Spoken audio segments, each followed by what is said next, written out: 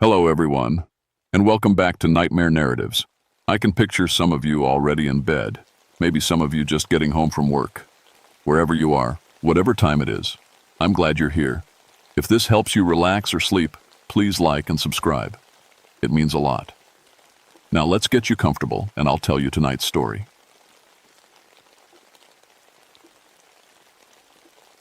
My name is Billy Ashworth, and I've been a park ranger in the Great Smoky Mountains for 19 years now. People call me crazy for staying out here so long, but these mountains are in my blood. My great-grandpa settled in these hills back in the 1800s, and my family's been here ever since. I'm 44 years old, and I know every trail, every cave, and every hidden waterfall in this part of Tennessee. I've led 147 successful rescues in my time here. When folks get lost or hurt in the backcountry, they call me. I'm good at what I do because I respect these mountains, and they respect me back. At least, that's what I used to think. It was November 1987 when everything changed. Early snow had already dusted the peaks, and the killing frost had turned the leaves brown. I was working the Cataract Falls area, about 12 miles from Gatlinburg as the crow flies. Out there, you're 8 hours from the nearest road on foot, and the radio doesn't work in the deep valleys. My grandmother used to tell stories about these mountains. She said the Cherokee believed spirits lived in the rocks and caves, watching over the sacred places. Mountain guardians, she called them. I always figured it was just old folklore, something to scare kids into behaving. I was wrong about a lot of things back then. The call came in on a Tuesday morning. 3 experienced cavers had been missing for 4 days in the Devil's Den cave system. All 3 were good people I knew personally. Sarah Chen, a geology professor from the university, and brothers Tom and Mike Garrett, who'd been exploring caves since they were kids. Devil's Den sits at the bottom of a deep hollow between Cove Mountain and Buckeye Knob. It's a tricky cave system with tight squeezes and underground rivers. The entrance sits right under Cataract Falls, where the water drops 100 feet into a dark pool. I partnered up with Jake Morrison for the rescue. Jake was newer than me, only 5 years on the job, but he was solid. We packed our gear at dawn: Petzl helmets with carbide backup lights, 200 feet of climbing rope, first aid kit, emergency supplies, standard cave rescue protocol. The hike took us 4 hours through thick rhododendron bushes and old hemlock forest. The deeper we went into the hollow, the quieter it got. Not the peaceful kind of quiet. The kind that presses against your ears and makes you want to whisper. "Feels different out here," Jake said, as we approached the falls. He was right. The air felt heavy, like before a bad storm. Even the birds seemed to have left this part of the mountain. The only sound was water crashing down into the pool. When we reached the cave entrance, I knew something was wrong.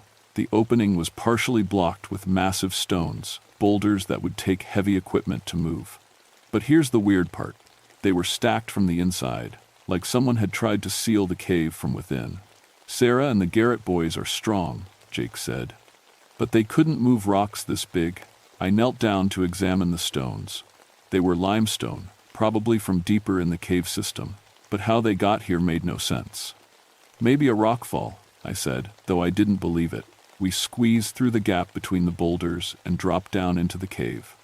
Right away, I noticed something else strange. It was warm inside, maybe 20 degrees warmer than outside. Cave temperatures usually stay steady year-round, around 55 degrees. Our headlamps cut through the darkness as we moved deeper. The cave stretched ahead in a long tunnel, with side passages branching off every 100 feet or so. Water dripped somewhere in the distance, echoing like footsteps. "Billy," Jake called from behind me. "Look at this." He was shining his light on the cave wall. In the soft clay, someone had pressed handprints. But these weren't normal human handprints. They were massive, maybe 10 inches across, and each one had 7 fingers instead of 5. The prints were pressed 3 inches deep into the clay, like they'd been made with incredible strength. "What do you think made these?" Jake asked. I didn't have an answer. In 19 years of cave rescue, I'd never seen anything like it. We kept moving, following the main passage. Our ropes showed scorch marks, like they'd been near a fire, but there was no sign of any flames. The temperature kept getting warmer the deeper we went. That's when we found Sarah. Sarah Chen was crushed against the ceiling 40 feet above the cave floor. I had to shine my light up twice before my brain could process what I was seeing. Her body was pressed into a narrow crack in the limestone, arms and legs twisted at impossible angles.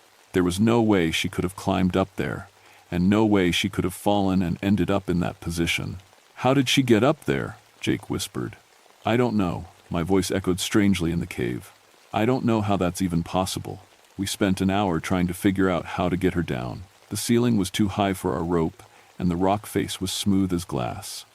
Finally, we had to accept that recovering her body would require a bigger team with special equipment. "We need to find Tom and Mike," I said. "They might still be alive." We marked our position and kept moving deeper into the cave system. The main passage split into 3 tunnels. I checked my map, but something was wrong. According to the survey from 1962, there should only be 2 passages here. "Map's wrong," Jake said, looking over my shoulder. "Maps don't lie. I've been using this one for 15 years. But there it was, a 3rd tunnel, heading northeast. Fort now, carved smooth, as if it had been there for centuries. Water trickled along the floor, and warm air flowed out like breath. We decided to split up. Jake would check the 2 mapped passages while I explored the mystery tunnel. It went against standard cave rescue protocol, but we were running out of time. The new tunnel sloped downward for about 50 feet before opening into a huge chamber. My headlamp barely reached the far walls. The ceiling disappeared into blackness above my head. In the center of the chamber sat a pool of perfectly still water. That's when I heard the voice. It spoke in Cherokee first, words I recognized from my grandmother's stories. Then it switched to English, deep and rough like stones grinding together. "You do not belong here, son of the mountain." My headlamp flickered and went out. In the complete darkness, I fumbled for my backup light. When the carbide flame finally lit, I was alone in the chamber, but I could feel something watching me. "Who's there?" I called out. "Tom? Mike, is that you?" Silence. I checked the chamber thoroughly, but found no sign of the missing cavers. The walls were covered in strange markings, not Cherokee writing, but something older. Symbols carved deep into the limestone. When I made it back to the main passage, Jake was waiting for me. His face was pale, and his hands shook as he reloaded his headlamp. "Find anything?" I asked. "Yeah, found Mike Garrett." He paused, swallowing hard. "You're not going to like it." Jake led me to a side chamber, about a quarter mile from the entrance. Mike's body sat against the far wall, in what looked like a peaceful position, like he'd just sat down to rest. But when I got closer, I saw the truth. He was partially embedded in the solid rock wall. The limestone had somehow flowed around his back and shoulders like thick mud, then hardened again. His face wore an expression of absolute terror. "That's not possible," I said. "Tell that to Mike." We spent another hour searching for Tom, but found nothing except more of those 7-fingered handprints. They appeared on walls, ceiling, and floor, sometimes in places no human could reach. "We need to get out of here and call for backup," Jake said. I agreed. But as we headed back toward the entrance, the cave began to change around us. Passages that had been straight became curved. Chambers we'd mapped were suddenly different sizes. My compass spun wildly, unable to find magnetic north. "Billy," Jake said, "I don't think we're alone down here." The temperature was rising. Sweat ran down my back despite the November cold outside. Our headlamps began to flicker in unison, as if something was interfering with the electrical systems. That's when the ground started to shake. It wasn't an earthquake. I'd felt those before. This was different, rhythmic, like massive footsteps. The sound echoed through the cave system, coming from deeper underground. Loose rocks fell from the ceiling. Our lights went out completely, leaving us in perfect darkness. In that blackness, I heard Jake scream. When I finally got my backup light working, he was gone. "Jake!" I shouted into the darkness. "Jake, where are you?" My voice echoed back from a dozen different directions. The cave system that had seemed familiar just minutes before now felt like an alien world. Passages branched off in directions that hadn't existed when we first mapped the area. I followed the sound of Jake's scream, but the tunnel twisted and turned in impossible ways. My compass was useless. The needle spun freely, unable to lock onto any direction. The air grew warmer with each step, and a smell filled my nose, hot stone and ancient earth. After what felt like hours but was probably only minutes, I found a chamber I'd never seen before. The walls were covered in Cherokee symbols, but also something else. Handprints, hundreds of them, all with 7 fingers. They covered every surface from floor to ceiling, like a crowd of giants had pressed their hands against the stone. In the center of the chamber sat Tom Garrett. He was alive, thank God, but something was terribly wrong.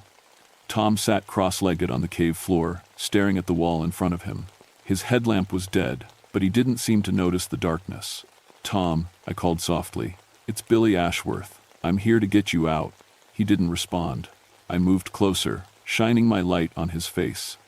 His eyes were wide open but unfocused, like he was looking at something I couldn't see. "Tom, can you hear me?" Finally, he turned his head toward me. When he spoke, his voice was flat and emotionless.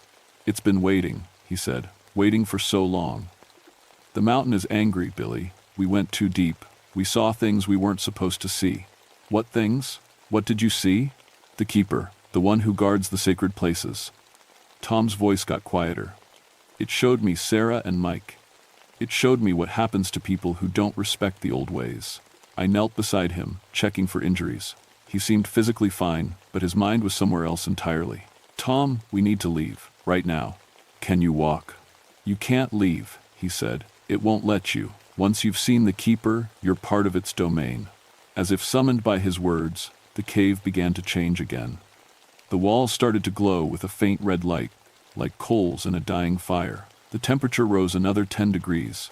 Somewhere in the darkness, I heard Jake calling my name, but his voice seemed to come from impossible directions. Above, below, through solid stone. I helped Tom to his feet. He moved like a sleepwalker, but at least he could move. We started back toward what I hoped was the main passage, but the cave had become a maze. Tunnels led to rooms that hadn't existed before. Chambers connected to passages that defied the laws of physics. That's when I saw it for the first time. A shadow moved across the cavern wall, but there was nothing to cast it. The shadow was huge, the outline of a man 12 feet tall, but wrong somehow. Too many fingers, limbs that bent at strange angles. "Do you see it?" Tom whispered. "Yeah, I see it." The shadow turned toward us. Where its face should be, 2 points of red light glowed like hot coals. When it spoke, the voice came from the walls themselves. "You have disturbed the sacred place. You have brought machines and lights into the domain of the ancestors. Why?" I found my voice, remembering the Cherokee words my grandmother had taught me. "We came to help our friends. We mean no harm to the sacred places. Harm has already been done. The mountain bleeds from the wounds of the coal miners. The burial grounds cry out for protection. I am the keeper, and I guard what must be guarded." The red lights moved closer. The temperature in the cave rose to over 90 degrees. Sweat poured down my face as I tried to think of what to say. "The mining was long ago," I said. "We're not miners, we're protectors too. I've spent my whole life protecting these mountains." "You know the old words," the keeper said. "Your blood remembers. But your companion brought disrespect into my domain." That's when I heard Jake screaming again, closer this time. The sound came from a passage to our right, a tunnel that definitely hadn't been there when we entered the chamber. "Let him go," I called out. "Take me instead. I will take what I choose to take."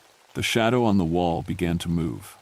It flowed across the stone like liquid darkness, growing larger and more solid with each passing moment. The red eyes brightened until they hurt to look at. Tom grabbed my arm. "We need to run, Billy, right now." But there was nowhere to run. The chamber had only one exit, and the shadow was flowing toward it. As we watched in terror, the shadow began to pull itself off the wall, becoming 3-dimensional. First just an outline, then a solid black mass, then something that looked almost human but wrong in every detail. The keeper stood 12 feet tall, made of living stone shot through with veins of coal. Its skin looked like granite, rough and gray, but it moved like flesh. 7 fingers on each massive hand, no face except those burning red eyes. "Choose," it said, its voice like an avalanche. "One stays to guard the sacred places. One may leave to warn the others." I looked at Tom, still dazed and confused from whatever he'd experienced. Then I thought about Jake, somewhere in the darkness, probably terrified out of his mind.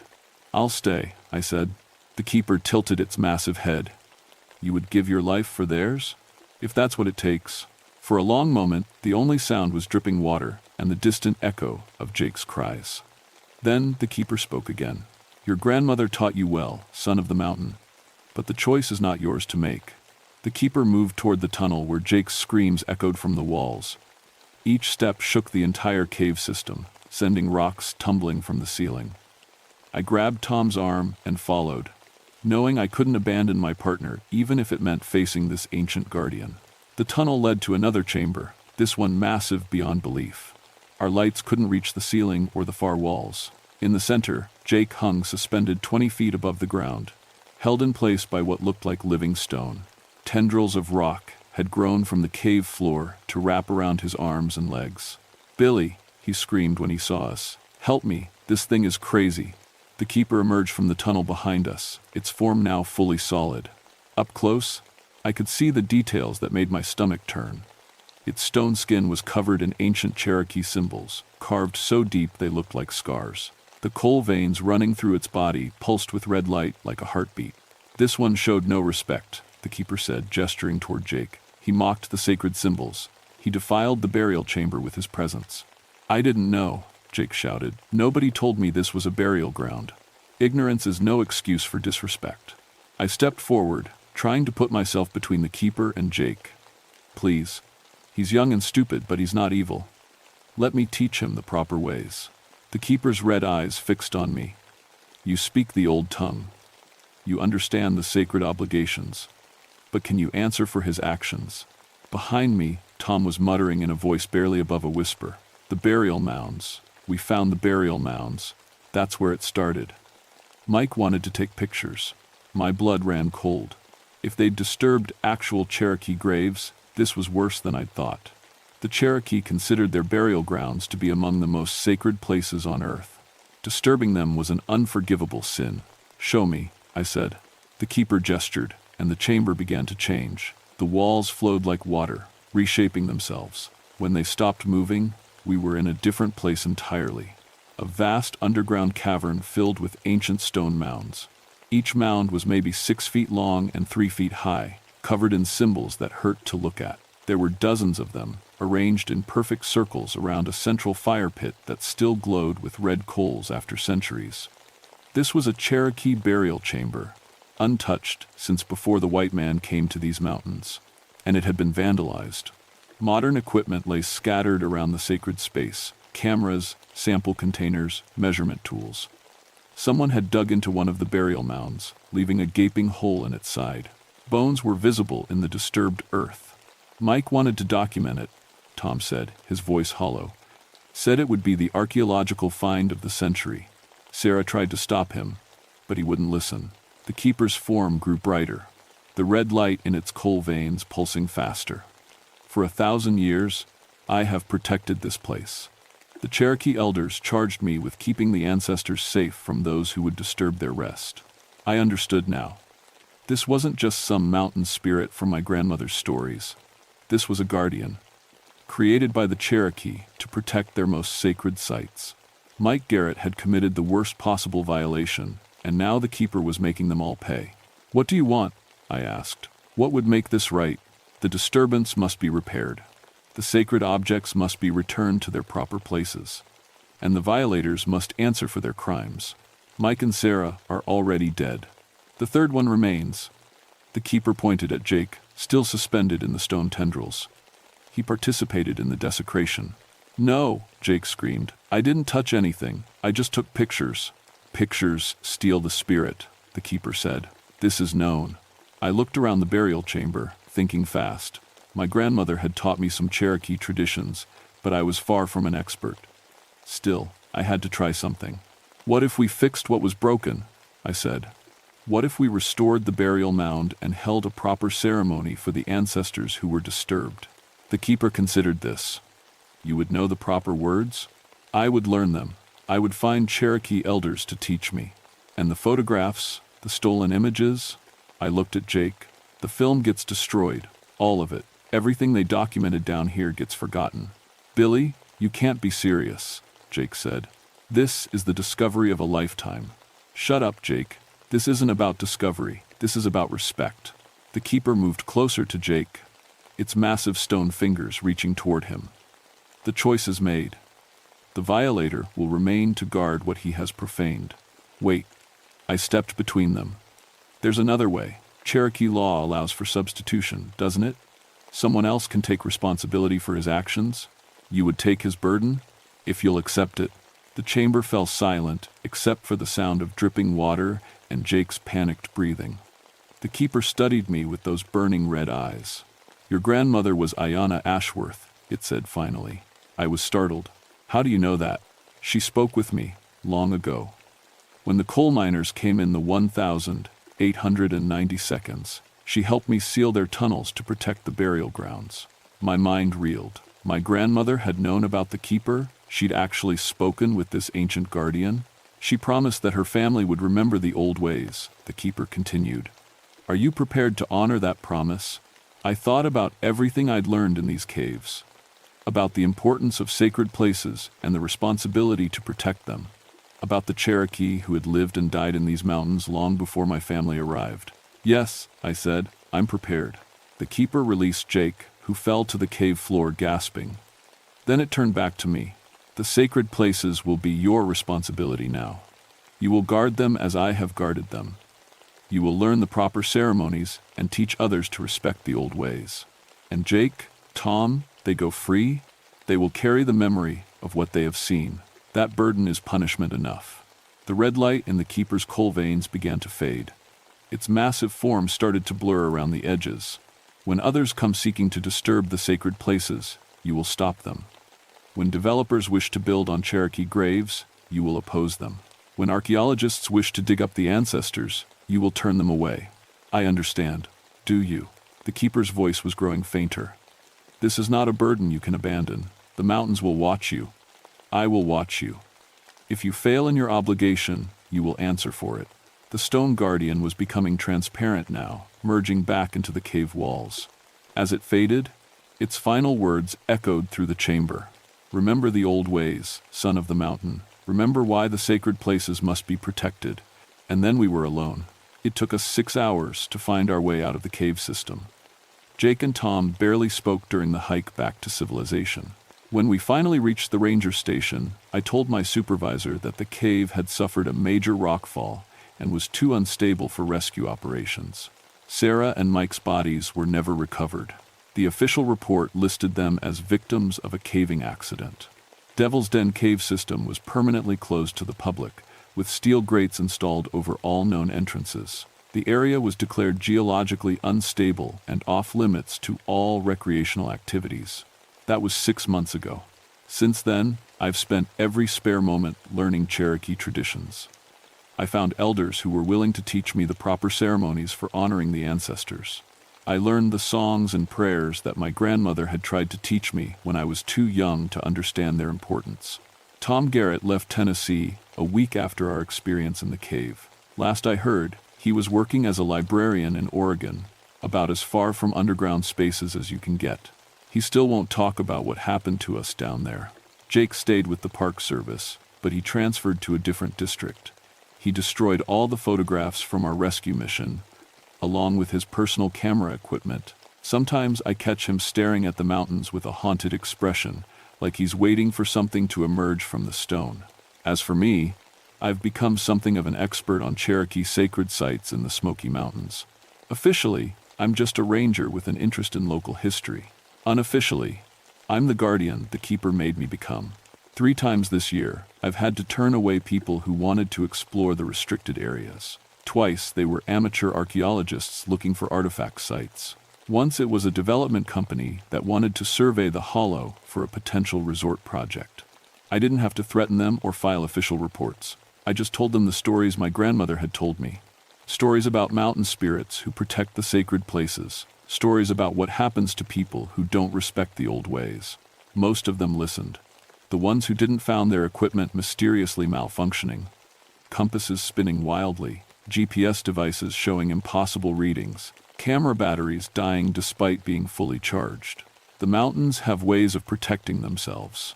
Last week, I was hiking through the hollow near Devil's Den when I heard something that made my blood run cold. Voices echoing from inside the sealed cave system. Cherokee voices. chanting in the old language. I pressed my ear to the steel grate and listened.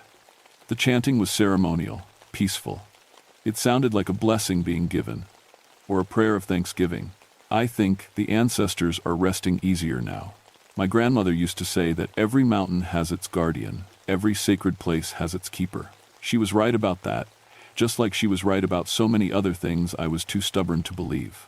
The Smoky Mountains are full of old spirits and ancient obligations.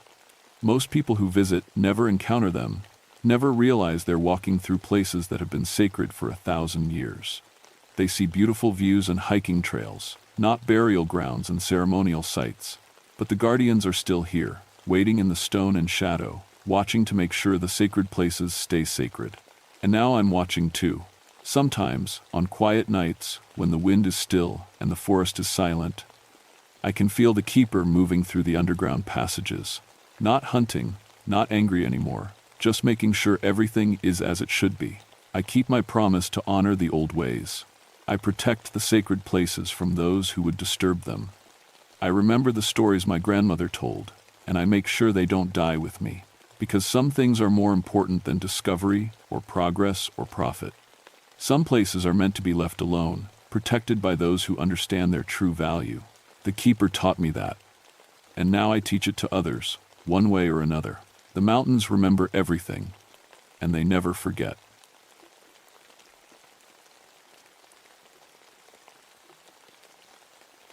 My name is Margaret Whitfield, but everyone calls me Maggie.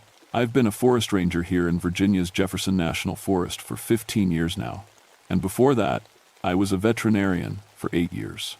People always ask why I gave up my practice to work out here in the mountains. The truth is, I had to. Back in 1971, something killed half the livestock in our county.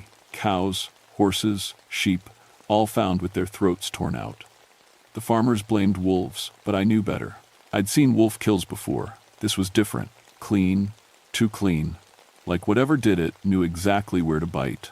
I spent months investigating those attacks, staying up all night in freezing barns, waiting for the killer to come back. I never found it, but the attacks stopped after the first frost. The farmers went back to their normal lives, but I couldn't. I sold my practice and came up here to the Mount Rogers area, where I could study predators full-time. That was the last time I believed in monsters. Now I work the Grayson Highlands, managing the wild pony herds and keeping track of bears and coyotes. It's good work, clean work. Everything up here has a reason, a pattern. Predators hunt because they're hungry. Animals migrate because seasons change. There's always a logical explanation. The station where I work sits at 5,200 feet, surrounded by open meadows that stretch for miles.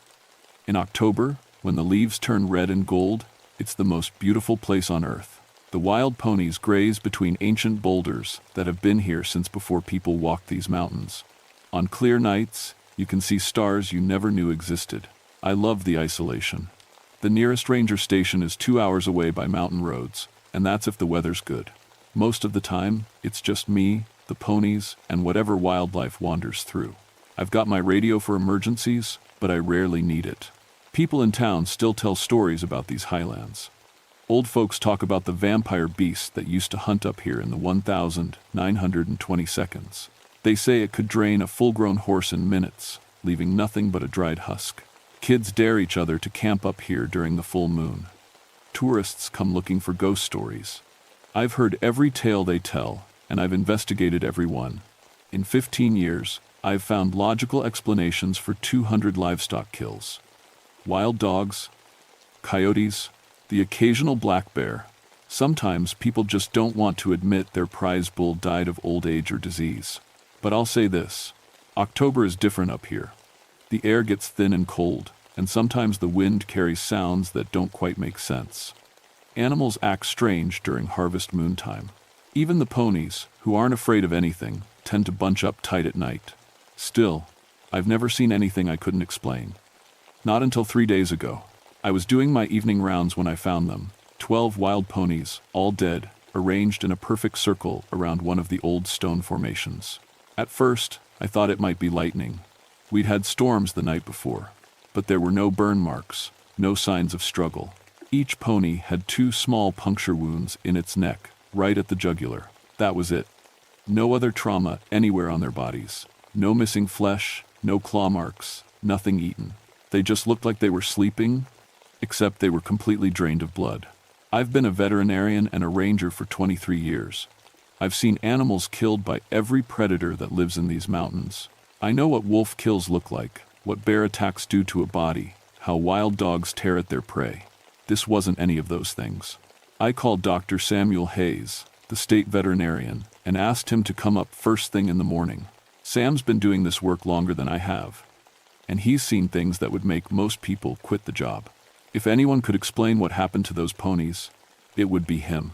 That was 2 days ago. Sam should have been here by now, but he hasn't answered his radio since yesterday morning. Outside my window, the harvest moon is rising, bigger and redder than I've ever seen it. The ponies that are still alive have all moved down to the lower meadows, as far from the stone circle as they can get. For the first time in 15 years, I'm starting to think maybe some of those old stories aren't just stories after all. I found Dr. Hayes at dawn, 2 miles from where I'd discovered the dead ponies. He was lying face down in a small clearing, his truck parked nearby with the engine still running and the headlights on. Sam was 62 years old and built like a bear. In 30 years of veterinary work, he'd handled bulls, stallions, and angry mama bears, protecting their cubs. He wasn't the kind of man who scared easily, but when I rolled him over, his face was frozen in an expression of pure terror. Same 2 puncture wounds in his neck, same complete drainage of blood. His eyes were wide open, staring at something I couldn't see. His hands were clutched around his silver cross necklace, so tight I had to pry his fingers loose. The strangest thing was his truck. Sam was always careful about equipment. He'd never leave an engine running all night, never waste battery power on headlights when he wasn't using them. But everything was on, like he'd jumped out in a hurry and never made it back.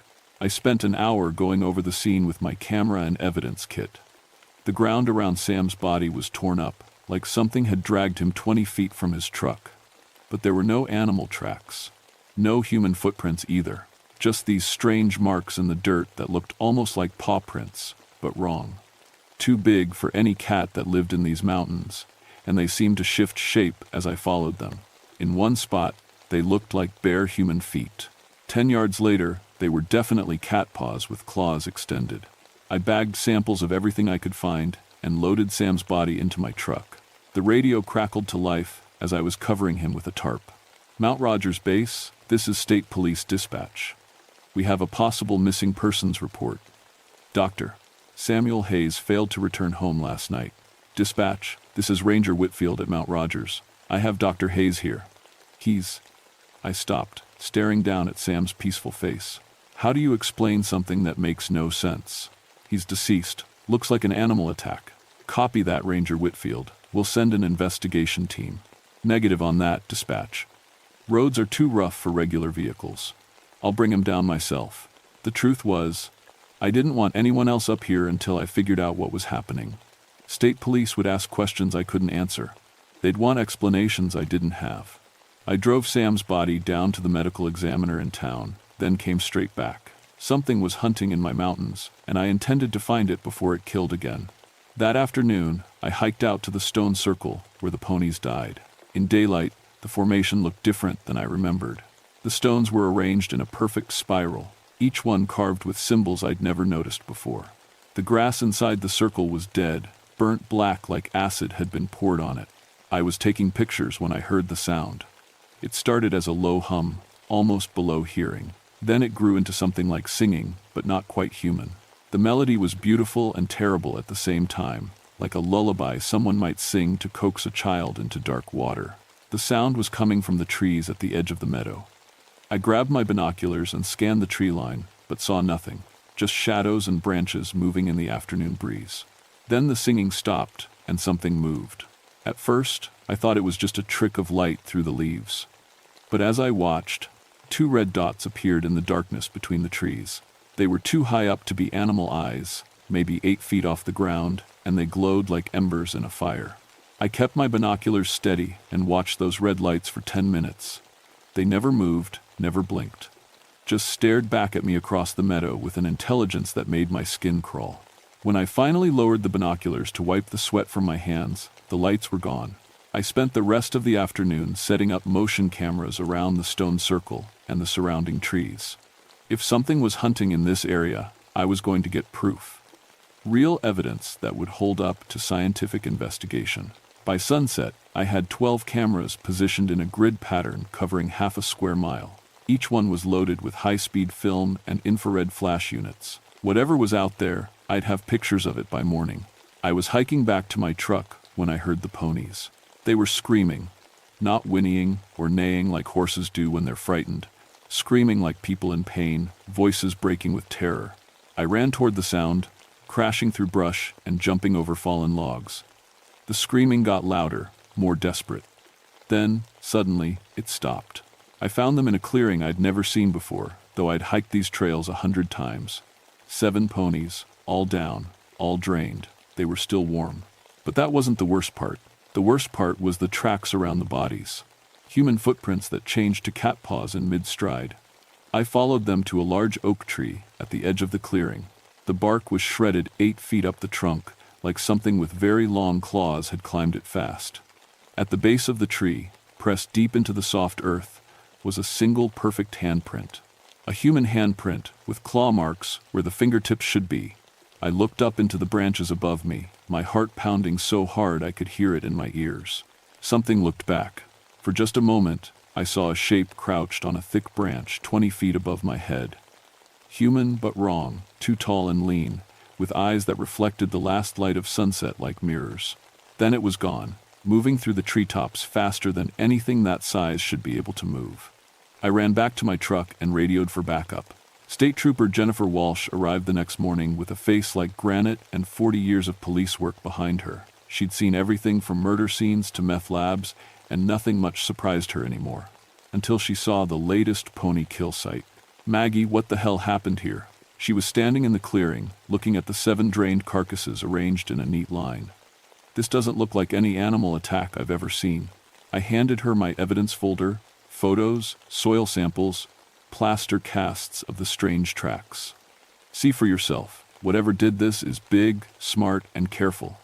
It's not leaving much evidence behind." Jennifer knelt beside one of the ponies and examined the puncture wounds. 2 holes, perfectly placed. No tearing, no excess trauma. It's like someone used a medical instrument. "Or fangs." She gave me a look. "Fangs don't work this clean, Maggie. Even rattlesnake bites leave more damage than this." "Then, how do you explain the complete blood loss? These animals were drained dry." Jennifer stood up and brushed dirt off her knees. "I can't, but that doesn't mean we start believing in vampires." That's when Rex, Jennifer's German Shepherd tracking dog, started whining. Rex had been trained to track criminals through swamps, forests, and urban environments. He'd found missing children, escaped convicts, and bodies that had been buried for months. He was fearless, disciplined, and absolutely reliable. But now he was cowering behind Jennifer's legs, whimpering like a puppy. "Rex, what's wrong with you?" Jennifer tried to coax him toward the dead ponies. "Come on, boy, do your job." The dog wouldn't move. He kept looking toward the tree line with his ears flat against his head, making soft whining sounds I'd never heard from a police dog before. "He's never acted like this," Jennifer said. "Something's got him spooked." I was about to answer when we heard the singing. It was the same beautiful, terrible melody I'd heard the day before, but closer now, much closer. The sound seemed to come from all around us, echoing off the trees and rocks until we couldn't tell which direction it was coming from. Rex bolted, just turned and ran, crashing through the brush toward the parking area. We could hear him barking frantically, but the sound got farther and farther away. "Jesus," Jennifer whispered. "What is that?" The singing grew louder, and I noticed something strange happening to Jennifer's face. Her eyes were getting glassy, unfocused. Her breathing slowed down, and a dreamy smile started to spread across her lips. "Jennifer," I grabbed her arm and shook her. "Jennifer, look at me." She blinked, and the smile faded. "What? What happened?" "You were listening to the singing, really listening." "I don't hear any singing, but I did. And it was getting closer." I pulled out my service radio and called for immediate backup. "Mount Rogers Base to all units. Officer needs assistance at grid reference 77 Delta. Possible dangerous wildlife encounter." The radio crackled, but no clear response came through. Just static and something that might have been whispering. "We need to get out of here," I told Jennifer. "Now." We hiked back toward our vehicles as fast as we could without running. Behind us, the singing continued, sometimes close, sometimes distant, always beautiful and always wrong. We were almost to the parking area when Jennifer stopped dead. "Maggie, look at the trees." I followed her gaze and felt my blood turn cold. The trees around us were covered with claw marks, fresh ones, white wood showing through the bark. They started at ground level and went up 15, 20 feet. Some of the marks were deep enough to put my whole hand inside.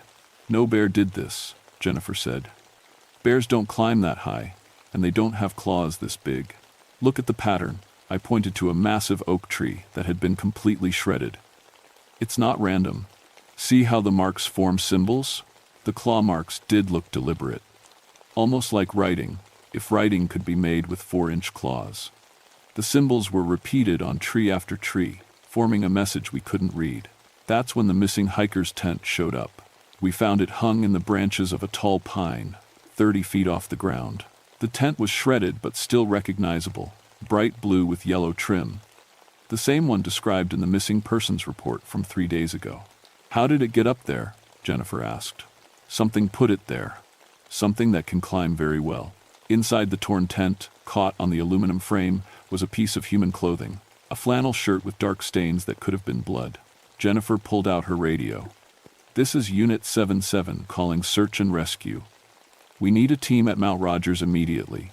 We have evidence of the missing hikers." More static. Then, clear as day, a voice that sounded almost like Jennifer answered back. "Unit 77, this is dispatch. Cancel that request. The hikers have been found safe." Jennifer and I looked at each other. She hadn't let go of her radio button. "Dispatch, please confirm. Where were the hikers located?" "They're with us now, Jennifer. They're waiting for you." The voice on the radio was definitely Jennifer's voice, but Jennifer was standing right beside me. "That's not dispatch," I whispered. Jennifer keyed her radio again. "Dispatch, what's my badge number?" "Your badge number is 2847, Officer Walsh. And you're very tired, aren't you? You've been walking for so long. Why don't you come rest? We have a nice, warm place prepared for you." Jennifer's eyes were getting glassy again. She took a step toward the trees, then another. I slapped the radio out of her hand, and it went flying into the brush. "Jennifer, whatever's talking to you, don't listen to it." She blinked and shook her head. I was going to follow the voice. It sounded so reasonable, so familiar. It sounded like you because it was copying you. Whatever we're dealing with, it can mimic human voices. The sun was getting low, and shadows were growing longer between the trees. I realized we'd been in the woods for almost 6 hours, but it felt like minutes. "We need to get back to base before dark," I said. "I've got floodlights and a generator there, and guns." But when we got to the parking area, Jennifer's patrol car was gone. Just gone, like it had never been there. My truck was still there, but all 4 tires had been slashed. Not cut with a knife, torn apart by claws. We were stranded on the mountain with something that could mimic voices, climb trees like a cat, and move a 2-ton police car without leaving tracks. And the sun was setting. The singing started again as darkness fell, coming from every direction at once. This time, it wasn't just beautiful and terrible. This time, it knew our names. "Maggie," the voice sang sweetly. "Jennifer. Come and see what we've prepared for you." We made it back to my station, just as full darkness settled over the mountains. I'd never been so happy to see electric lights in my life. The ranger station was built like a fortress. Thick log walls, heavy shutters on the windows, and a generator that could keep the lights on all night. I'd always thought the design was overkill for a wildlife management post. Now I understood why the old-timers had built it that way. "Help me secure the windows," I told Jennifer. We pulled the shutters closed and threw the heavy wooden bars across them. "Whatever's out there, it's not getting in without a fight." I checked my radio equipment, but all I got was static. The telephone line had been cut. We were completely cut off from the outside world. "Maggie, look at this." Jennifer was standing at my desk, holding an old leather journal I'd never seen before. "I found it in your bookshelf. It's dated 1924. The journal belonged to someone named Edgar Whitmore, who'd been a ranger in these same mountains almost 60 years ago. His handwriting was shaky, like he'd been writing in a hurry or under stress. Jennifer read aloud from the first entry. October 15th, 1924. The beast has returned to Grayson Highlands. Found 12 cattle drained of blood near the Old Stone Circle. Sheriff thinks it's wild dogs, but I know better. I've seen this before. My hands were shaking as I took the journal from her. I flipped through pages of entries describing attacks that matched exactly what we'd been finding. Livestock arranged in circles, 2 puncture wounds with complete blood drainage, strange tracks that shifted from human to animal. But Edgar Whitmore had discovered something we hadn't. October 20th, 1924, tracked the creature to its lair in the high caves. It speaks with the voices of its victims, calling to me with my own mother's words. The beast was once a man named Tobias Crane, cursed by Cherokee medicine man after he murdered 3 tribal children in 1847. Cursed? Jennifer looked skeptical. Come on, Maggie, you don't believe in curses. I kept reading. The curse transforms him during blood moon cycles. He feeds to maintain his unnatural life, growing stronger with each kill. Silver burns him, running water slows him down, but only complete destruction will end his reign. That's when something started scratching at the shutters. The sound was rhythmic, deliberate, like someone drawing letters with their fingernails on the wood, or like something with very long claws was trying to write a message. Let me in, Maggie. The voice came from right outside the window. It sounded exactly like Dr. Samuel Hayes. I'm hurt. I need help. Sam's dead, I whispered to Jennifer. I saw his body. I know you saw me, Maggie, but I wasn't really dead. Just unconscious. Please, I'm bleeding. I need a veterinarian. The voice was perfect. Every inflection, every slight rasp that Sam had from smoking too many cigarettes. If I hadn't seen his corpse myself, I would have opened that shutter. Don't listen, I told Jennifer, no matter how convincing it sounds. The scratching stopped. Then a different voice started calling from the back of the station. Jennifer? Jennifer, it's Rex. I found the way home. Come let me in, girl. Jennifer took a step toward the back door before catching herself. That's my dog's voice. But Rex doesn't talk. He does now, I said. Don't you, Rex? I called out loudly. The voice from outside chuckled. It was a sound no dog could make. You're very clever, Ranger Whitfield. But you can't stay in there forever. I grabbed my rifles from the gun cabinet, a .308 for long-range work, and a 12-gauge shotgun loaded with buckshot. Jennifer, do you have silver bullets? Are you insane? Nobody carries silver bullets. I dumped out my jewelry box on the desk. A silver bracelet, some earrings, and my wedding ring from my marriage that ended 5 years ago. I'd kept wearing the ring out of habit. Help me melt these down. If Edgar Whitmore was right, silver is the only thing that can hurt this creature. We used my camping stove to heat the jewelry in a metal cup. The silver melted faster than I expected, forming a small puddle of liquid metal. How are we going to get silver into bullets? Jennifer asked. We're not. We're going to coat them. I pulled the buckshot pellets out of several shotgun shells and dipped them in the molten silver. It wasn't much, but it would have to do. Outside, the scratching sounds were moving around the building. From the windows to the door, from the door to the roof. Something was testing our defenses, looking for a way in. Maggie, a new voice called from the chimney. It was my own voice, speaking to me from above. This is crazy. There's no such thing as monsters. You're having a breakdown. Just walk outside and everything will make sense. Hearing my own voice telling me to give up was the most unsettling thing yet. I could feel the logic of it, the reasonableness. It would be so easy to just open the door and end this nightmare. Jennifer grabbed my arm. Stay with me, Maggie. That's not you talking. The scratching sounds stopped. For several minutes, everything was quiet. Then we heard footsteps on the roof, walking slowly from one end of the building to the other. The footsteps stopped directly above us. Something started coming down the chimney. I aimed my shotgun at the fireplace and waited. Jennifer positioned herself by the door with my spare rifle. What came out of the chimney wasn't what I expected. It looked human at first glance. About 6 feet tall, wearing clothes that might have been fashionable in the 1800s. But the proportions were wrong. The arms were too long, the fingers ended in claws, and the face was a mixture of human and feline features. Its eyes were the same red lights I'd seen in the forest. Hello, Margaret, it said in a voice like silk over broken glass. My name is Tobias Crane. I've been waiting to meet you for a very long time. You're the one who's been killing the animals. I'm the one who's been feeding. Tobias smiled, showing fangs that were definitely not human. Do you know how long I've been hungry, Margaret? How many years I've slept in the cold caves, waiting for the blood moon to wake me? The journal said you were cursed in 1847. That's over 130 years. 132 years, 4 months, and 6 days. His voice was hypnotic, drawing me in despite my fear. But who's counting? Jennifer raised her rifle, but Tobias looked at her, and she froze mid-motion. Don't worry about your friend, he told me. She'll stay perfectly still until I'm ready for her. Now, where were we? Ah yes, my story. I kept my shotgun aimed at his chest, but found myself wanting to hear what he had to say. There was something compelling about his presence, something that made listening feel more important than fighting. I came to these mountains in 1847 to hunt Cherokee families for the bounty money. $3 per scalp, no questions asked.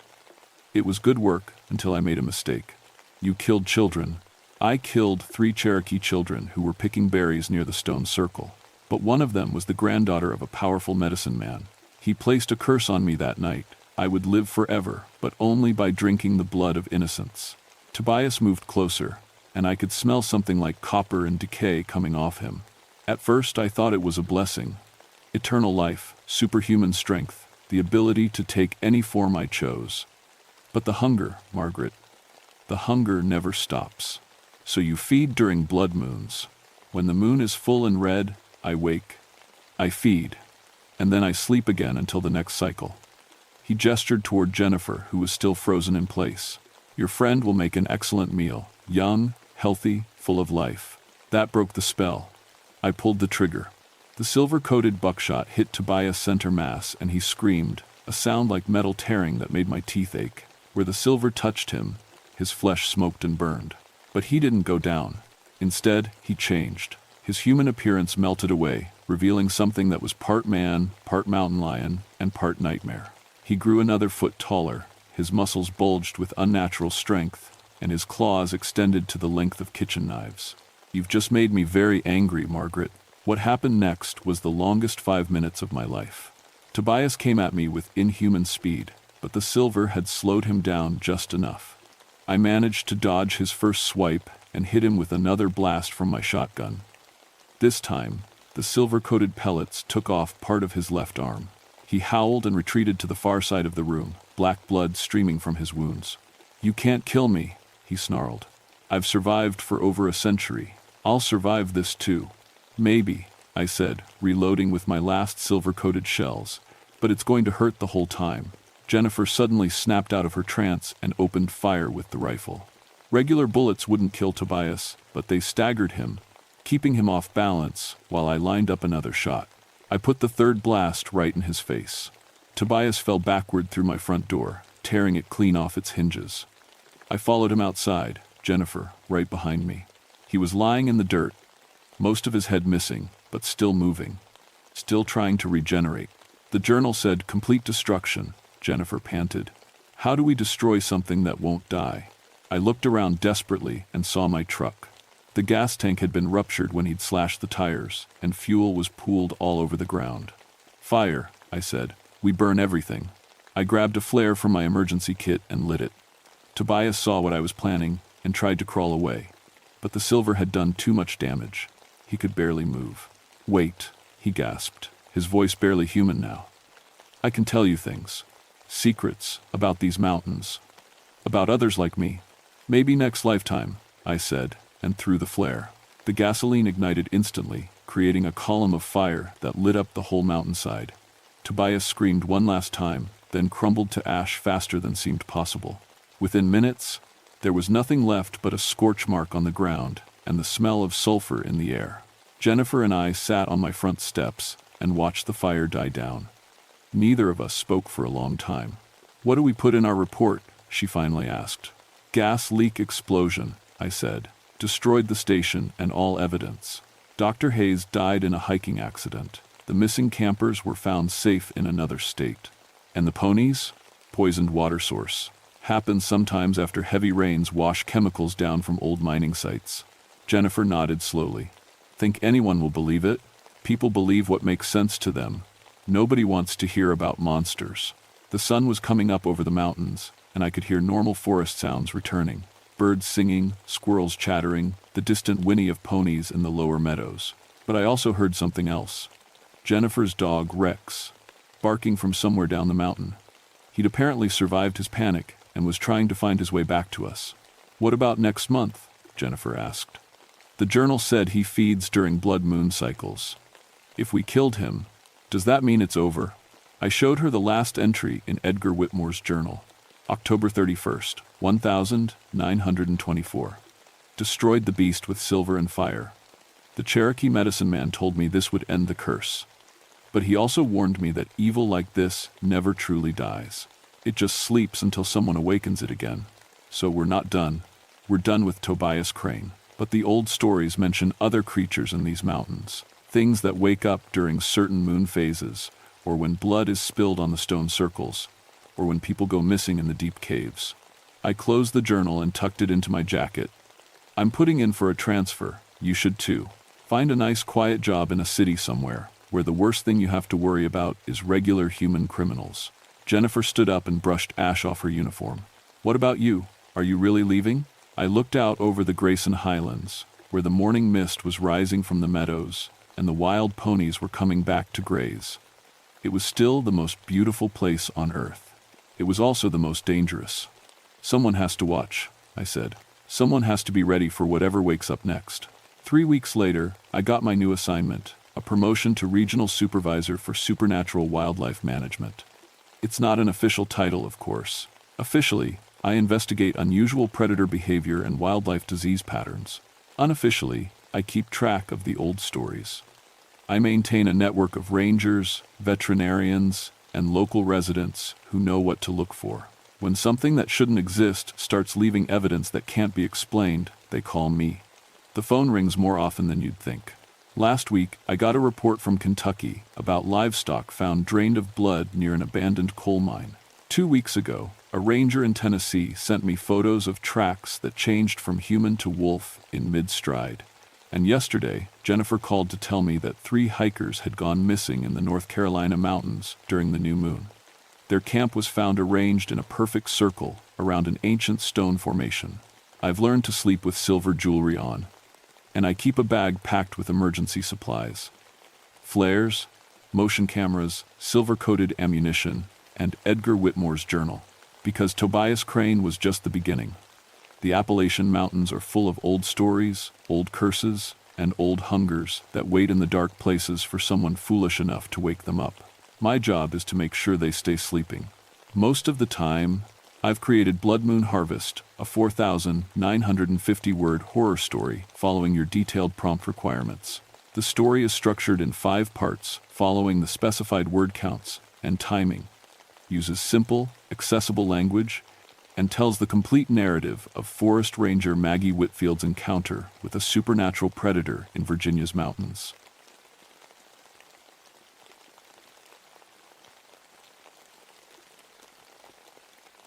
My name is Thomas Blackburn, but everyone calls me Tom. I've been a ranger in the Monongahela National Forest for 22 years now, and I thought I'd seen everything these West Virginia mountains could throw at me. Bears, lost hikers, drug runners, even a few folks who'd gone a bit crazy from too much time alone in the wilderness. But I'd never seen anything that couldn't be explained by common sense and experience. I grew up in these mountains, son of a coal miner who spent his life breathing dust underground. When I was 18, I swore I'd never work in the dark like my daddy did. The Forest Service was my way out, and I never looked back. 22 years of hiking these trails, maintaining the campsites, and helping lost tourists find their way home. I knew every hollow, every ridge, every old logging road from Seneca Rocks to the Cranberry Wilderness. The Dolly Sods area was my specialty, that high plateau country where the weather could turn deadly in minutes, 4,000 feet up, exposed to winds that came howling down from Canada. In winter, it was like stepping onto another planet. Red spruce trees twisted by decades of ice storms, cranberry bogs frozen solid, and silence so deep it made your ears ring. People called me when they needed someone who knew the backcountry history. I'd documented over 500 historical sites in my territory, Old homesteads, logging camps, mining operations that had been swallowed by the forest decades ago. Most folks don't realize how many people used to live up in these mountains. Whole communities that just disappeared when the work dried up or disaster struck. There was one place I knew better than most, an old logging settlement up on the plateau that had been abandoned since the 1922. Nothing left now but stone foundations and a few rotting timbers, but I'd spent hours up there researching the history. 23 children had died there during the influenza outbreak of 1918, all in one terrible week in December, when the snow was so deep nobody could get out for help. The whole community just packed up and left after that. Too many ghosts, the survivors said. I'd always rolled my eyes at that kind of talk. Ghost children, spirits calling from the woods. It was all just wind in the hollows and imagination running wild. In 22 years of walking these mountains alone, often in the dead of night, I'd never heard anything that couldn't be explained by wildlife or weather. That was before December 1983. The call came in on a Tuesday morning, crackling through the radio static as an ice storm knocked out half the towers in the region. 2 snowshoers had made it out of the Dolly Sods area, claiming they'd heard children calling for help near the old settlement site. They were shook up bad, kept talking about voices in the storm, little voices begging for help. Probably just wind, I told Eddie Kozlov, my partner for winter patrols. Eddie was younger than me, only 5 years on the job, but he was solid. Grew up in Pittsburgh, thought the mountains were the most beautiful place on earth. Sound carries funny up there when the weather's bad. But the snowshoers had been specific. Children's voices, they said, clear as anything. Crying and calling for help from somewhere in the ruins of the old town. They'd tried to find them, but the snow was too deep, and the storm was getting worse. They barely made it out themselves. Eddie and I loaded our winter gear into the truck. Snowshoes, emergency shelter, medical supplies, enough food and fuel for 3 days if we got trapped. The temperature was dropping fast, and the weather service was calling for another foot of snow before nightfall. You really think there's kids up there? Eddie asked as we drove the rough forest road toward the trailhead. Shouldn't be, I said, checking the map one more time. No registered camping permits for that area. No legal access roads that time of year, but we have to check. The last mile to the settlement site was brutal. 3 feet of fresh snow over a layer of ice, and the wind was picking up. Every step was a struggle, even with the snowshoes. Eddie was breathing hard by the time we reached the edge of the old town site. Jesus, he said, stopping to catch his breath. How'd anybody ever live up here? I was wondering the same thing as we approached the stone foundations that were all that remained of the old community. The wind was howling now, and snow was starting to fall harder. In weather like this, it was easy to imagine voices in the storm. The first thing I noticed was the tracks. They were small, child-sized, and fresh enough that snow hadn't filled them in completely. They led from the tree line across the open area where the old settlement had been, weaving between the stone foundations like someone was exploring the ruins. Tom, Eddie called from near what used to be the schoolhouse. His voice had a strange edge to it. You need to see this. I snowshoed over to where he was crouched near one of the larger foundation holes. It had probably been a cellar once, and the opening was partially covered by fallen timbers. Eddie was shining his flashlight down into the darkness. What is it? More tracks, he said, leading right to the edge, like someone went down there. I knelt beside him and looked. Sure enough, the small footprints led directly to the cellar opening and disappeared into the black hole below. But that didn't make sense. The opening was maybe 18 inches wide between the fallen beams, too narrow for an adult, but just wide enough for a child. Hello, Eddie called down into the darkness. Is anyone down there? We're park rangers. We're here to help. The wind swallowed his words, but for just a second, I thought I heard something else. A sound like crying, very faint, coming from the depths of the cellar. Did you hear that? Eddie asked. Just wind, I said automatically, but I wasn't sure.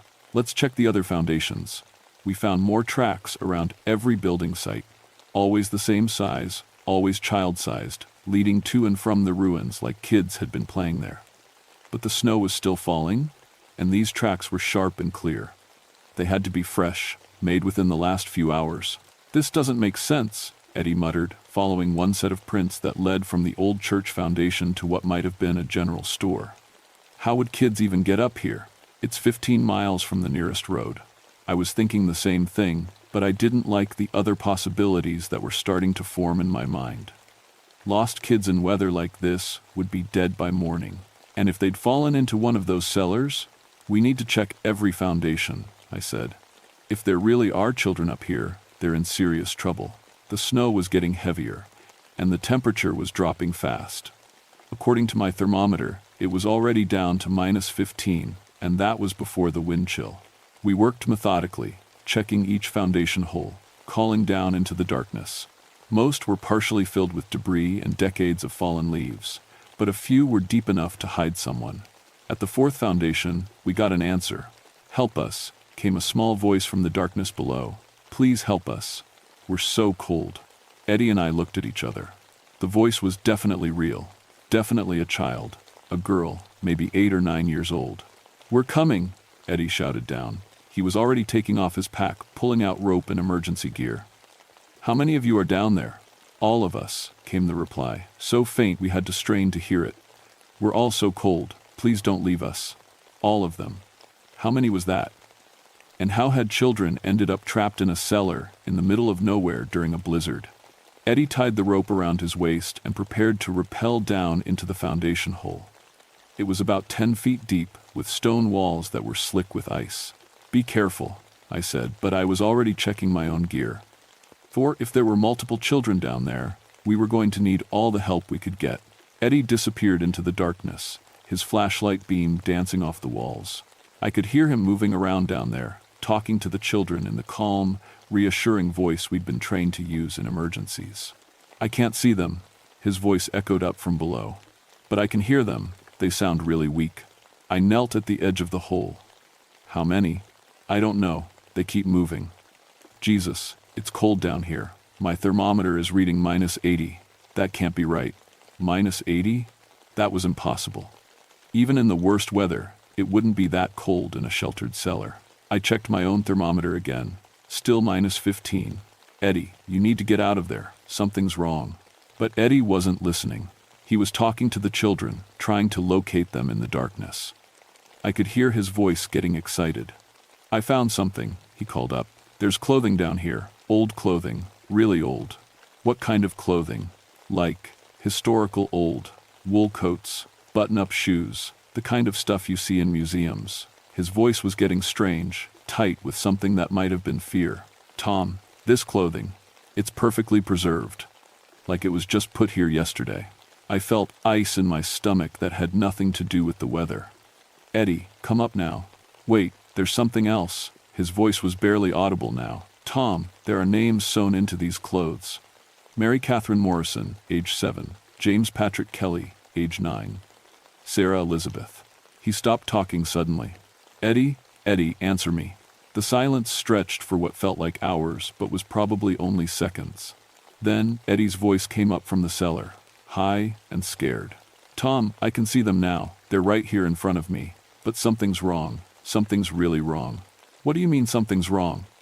I called down into the darkness, but Eddie's voice was already changing, taking on a weird, echoing quality that made my skin crawl. "They're so pale," he whispered. "So pale they're almost see-through, and their eyes, God, their eyes are like black holes. They're reaching for me, Tom. Their hands are so cold." I grabbed my flashlight and shined it down into the cellar. Eddie was pressed against the far wall, staring at something I couldn't see. His breath was coming out in huge white puffs, like he was breathing in a freezer. "Eddie, get on the rope now. We're getting out of here." But instead of moving toward the rope, Eddie took a step forward, toward whatever he was seeing. His movements were jerky, unnatural, like someone learning to walk. "They need help," he said, and his voice sounded dreamy, distant. "They've been waiting so long. They're so cold, Tom. They just want to be warm again." That's when I heard them. Children's laughter, coming from all around me, not from the cellar, from everywhere. Behind me, to my left, to my right. Soft, musical laughter that didn't belong in a place where 23 children had died of influenza 65 years ago. I spun around, flashlight beam cutting through the falling snow. At the edge of the light, just where vision started to fade, I saw movement. Small shapes, child-sized, darting between the stone foundations. When I swung the light toward them, they vanished, but I could still hear them laughing. "Tom!" Eddie's voice from the cellar was panicked now. "Tom, help me. I can't move. My feet. I can't feel my feet." I dropped to my belly and looked down into the hole. Eddie was standing in the same spot, but now I could see frost forming on his jacket, his hair, his eyebrows. Icicles were actually growing from his breath as he exhaled. "Grab the rope," I shouted. He tried to move toward it, but his legs wouldn't respond. I could see ice crystals spreading across his clothing, and his skin was taking on a bluish tint that meant serious hypothermia. Above me, the children's laughter was getting closer.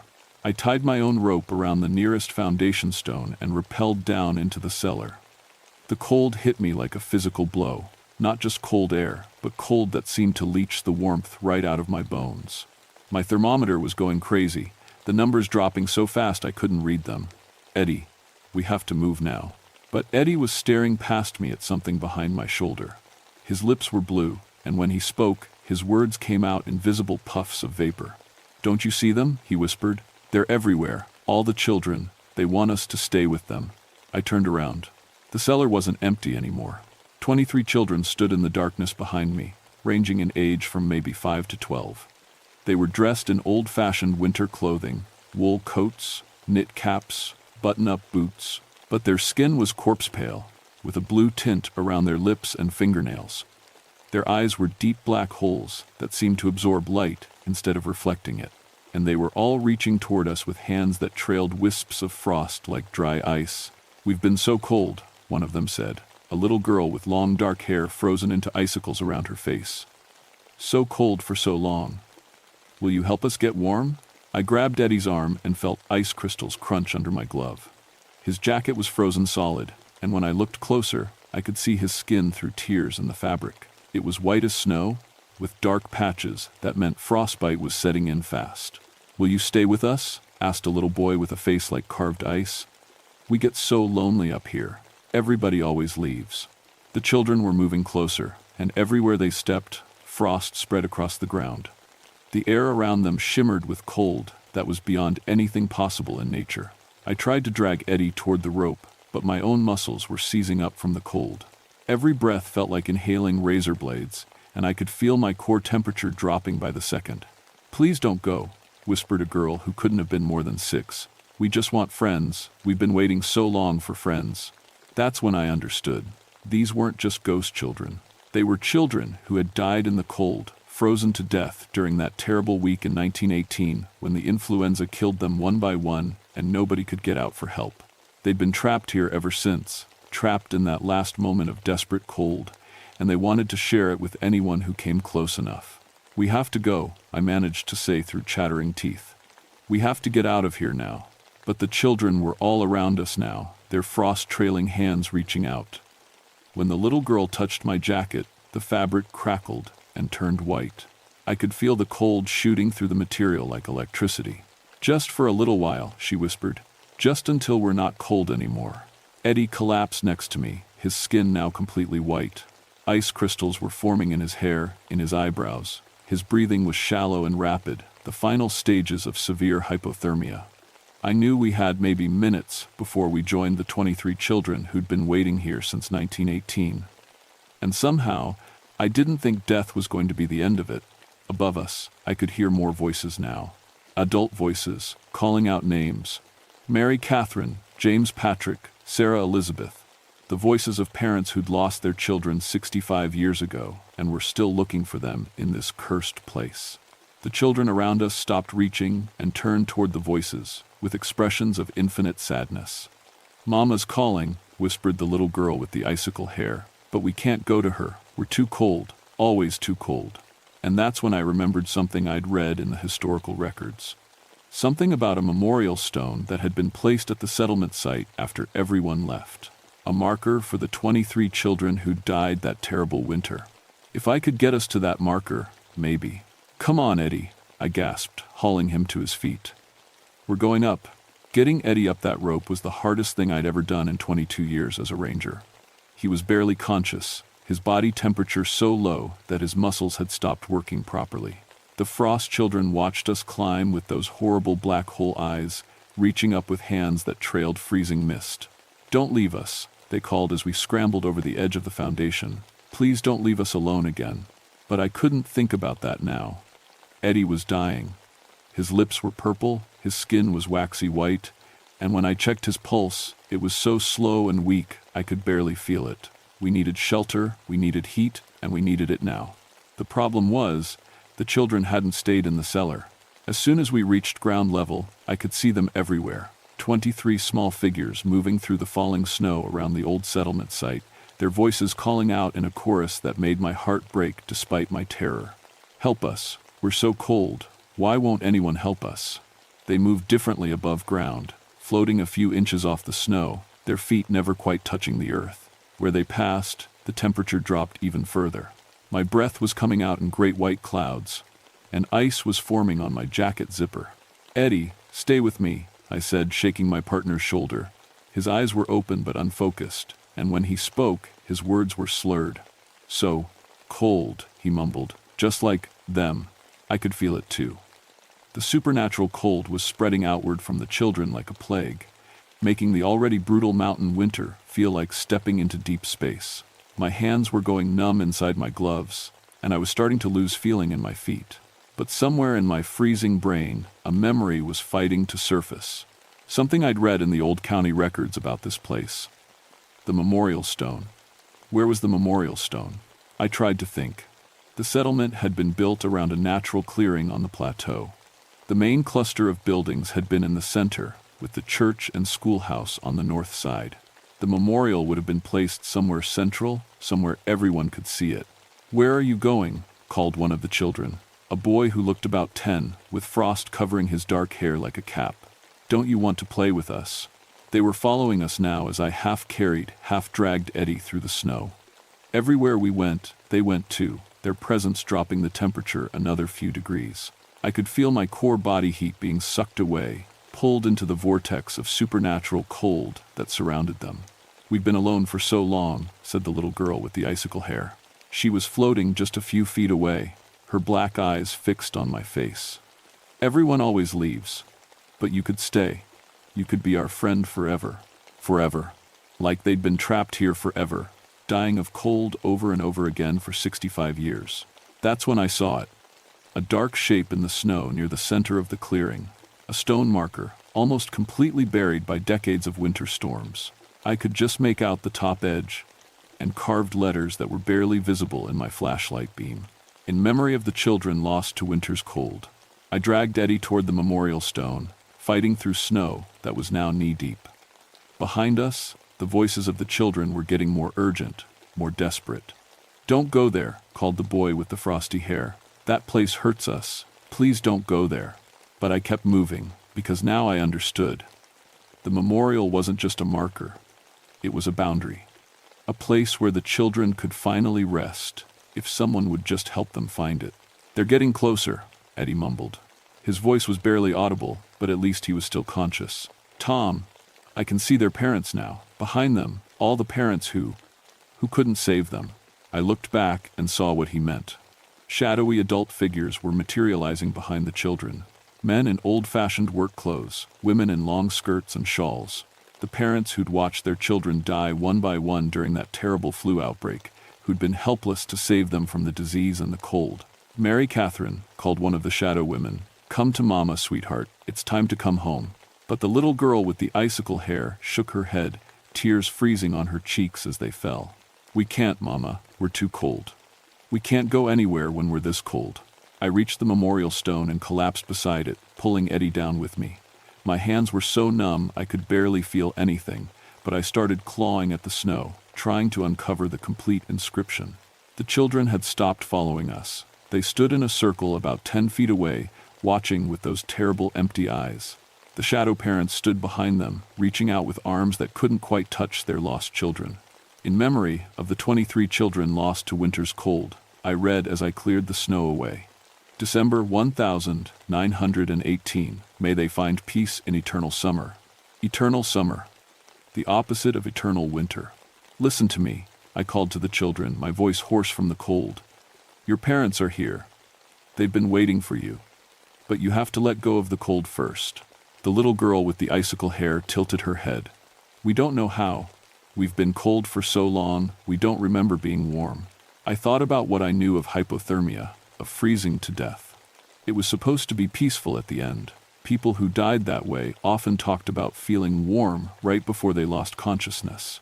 Maybe that was the key. Remember summer, I told them. Remember playing in the sunshine. Remember your mother's warm kitchen. Remember what it felt like before the cold. For a moment, nothing changed. The children stared at me with those black hole eyes, and I could feel my own life force being drawn into their endless winter. Then the boy with the frosty hair smiled, really smiled, for the first time. I remember, he whispered. Mama's bread, fresh from the oven. It smelled like home. A tiny spark of warmth flickered around him, and the frost in his hair began to melt. And swimming in the creek, said another child. The water was so warm in July. One by one, they began to remember. Summer days and warm nights, hot meals and cozy fires. With each memory, the supernatural cold began to retreat, and I could see color returning to their pale faces. The shadow parents were stepping forward now, their own forms becoming more solid as the children remembered warmth. That's right, sweetheart, said the shadow woman to the little girl. Remember Mama's warm lap and the quilts Grandma made. The children were glowing now, not with cold light but with the warm golden light of summer sunshine. And as they glowed, they began to walk toward their waiting parents. Thank you, the little girl said to me as she passed. Thank you for helping us remember how to be warm. One by one, the children walked into their parents' arms, and one by one, they all faded into golden light that rose up into the snowy sky like warm breath on a cold morning. In seconds, they were gone, all of them. The supernatural cold vanished with them, leaving only the normal winter chill of a mountain blizzard. I could feel sensation returning to my hands and feet, could breathe without feeling like my lungs were freezing. Eddie opened his eyes and looked around in confusion. What happened? Where are the kids? They went home, I said. They finally went home. The official report listed it as severe exposure complicated by altitude-induced hallucinations. Eddie spent 3 days in the hospital with frostbite on his hands and feet, and the doctors said we were lucky to be alive. The temperature had dropped to -40 that night, the worst December storm on record for the region. Funny thing about hallucinations, Eddie said when he was released from the hospital. They both had the same ones, don't usually work that way.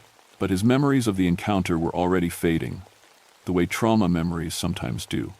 Within a week, he was telling people we'd found some old clothes in a cellar and gotten spooked by the wind. Within a month, he'd convinced himself that's all it really was. I never corrected him. Some truths are too heavy for people to carry. I went back to the settlement site 3 times over the next few months, always alone, always during daylight hours. The memorial stone was clearly visible now that I knew where to look, and I made sure the Park Service added it to the official historical registry. I also arranged for the site to be properly maintained, cleared of debris, marked with signs explaining its history. The reports of children's voices in the wilderness stopped completely after that December storm, but I made a point to check the memorial site every few months, just to be sure. To keep the snow cleared away from the stone, to make sure the inscription remained visible, to honor the 23 children who'd found their way home after 65 years of being lost in the cold. I retired from the Forest Service in 1998, after 37 years of protecting these mountains. On my last day, I hiked up to the old settlement one final time. The memorial stone was clean and clear, the inscription as sharp as the day it was carved. Someone had left flowers there, fresh wildflowers, even though it was November, and there shouldn't have been any flowers blooming anywhere on the mountain. But mountain laurel doesn't usually bloom in winter, neither do wild roses. I stood there for a long time, listening to the wind in the trees and thinking about parents who'd waited 65 years to hold their children again. Thinking about how love doesn't end just because life does. When I finally turned to leave, I could have sworn I heard something on the wind, not crying this time, and not calls for help. Just the distant sound of children laughing and playing in eternal summer sunshine. These days, I live in town at the base of the mountain, but sometimes, when the wind is just right and the weather turns cold, I still hear them. Happy voices carried on the winter air, reminding me that some stories have endings worth waiting for, no matter how long it takes. The settlement site is protected now, listed on the National Register of Historic Places. Tour groups sometimes visit during the summer months, and guides tell them about the old logging community and the influenza outbreak that ended it. But nobody talks about the children who used to call for help in the darkness. Nobody mentions the supernatural cold or the voices in the winter storms. That's fine with me. Some stories are meant to be remembered quietly by the people who were there. Some truths are too precious to share with folks who weren't there to earn them. The children are at peace now. After all these years, they're finally warm. And sometimes, on the coldest winter nights, that's enough.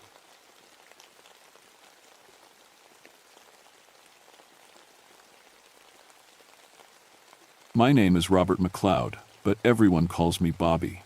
I've been a park ranger in North Carolina's Pisgah National Forest for 14 years now. That's long enough to know every trail, every ridge, and every creature that calls these mountains home. At least, I thought I did.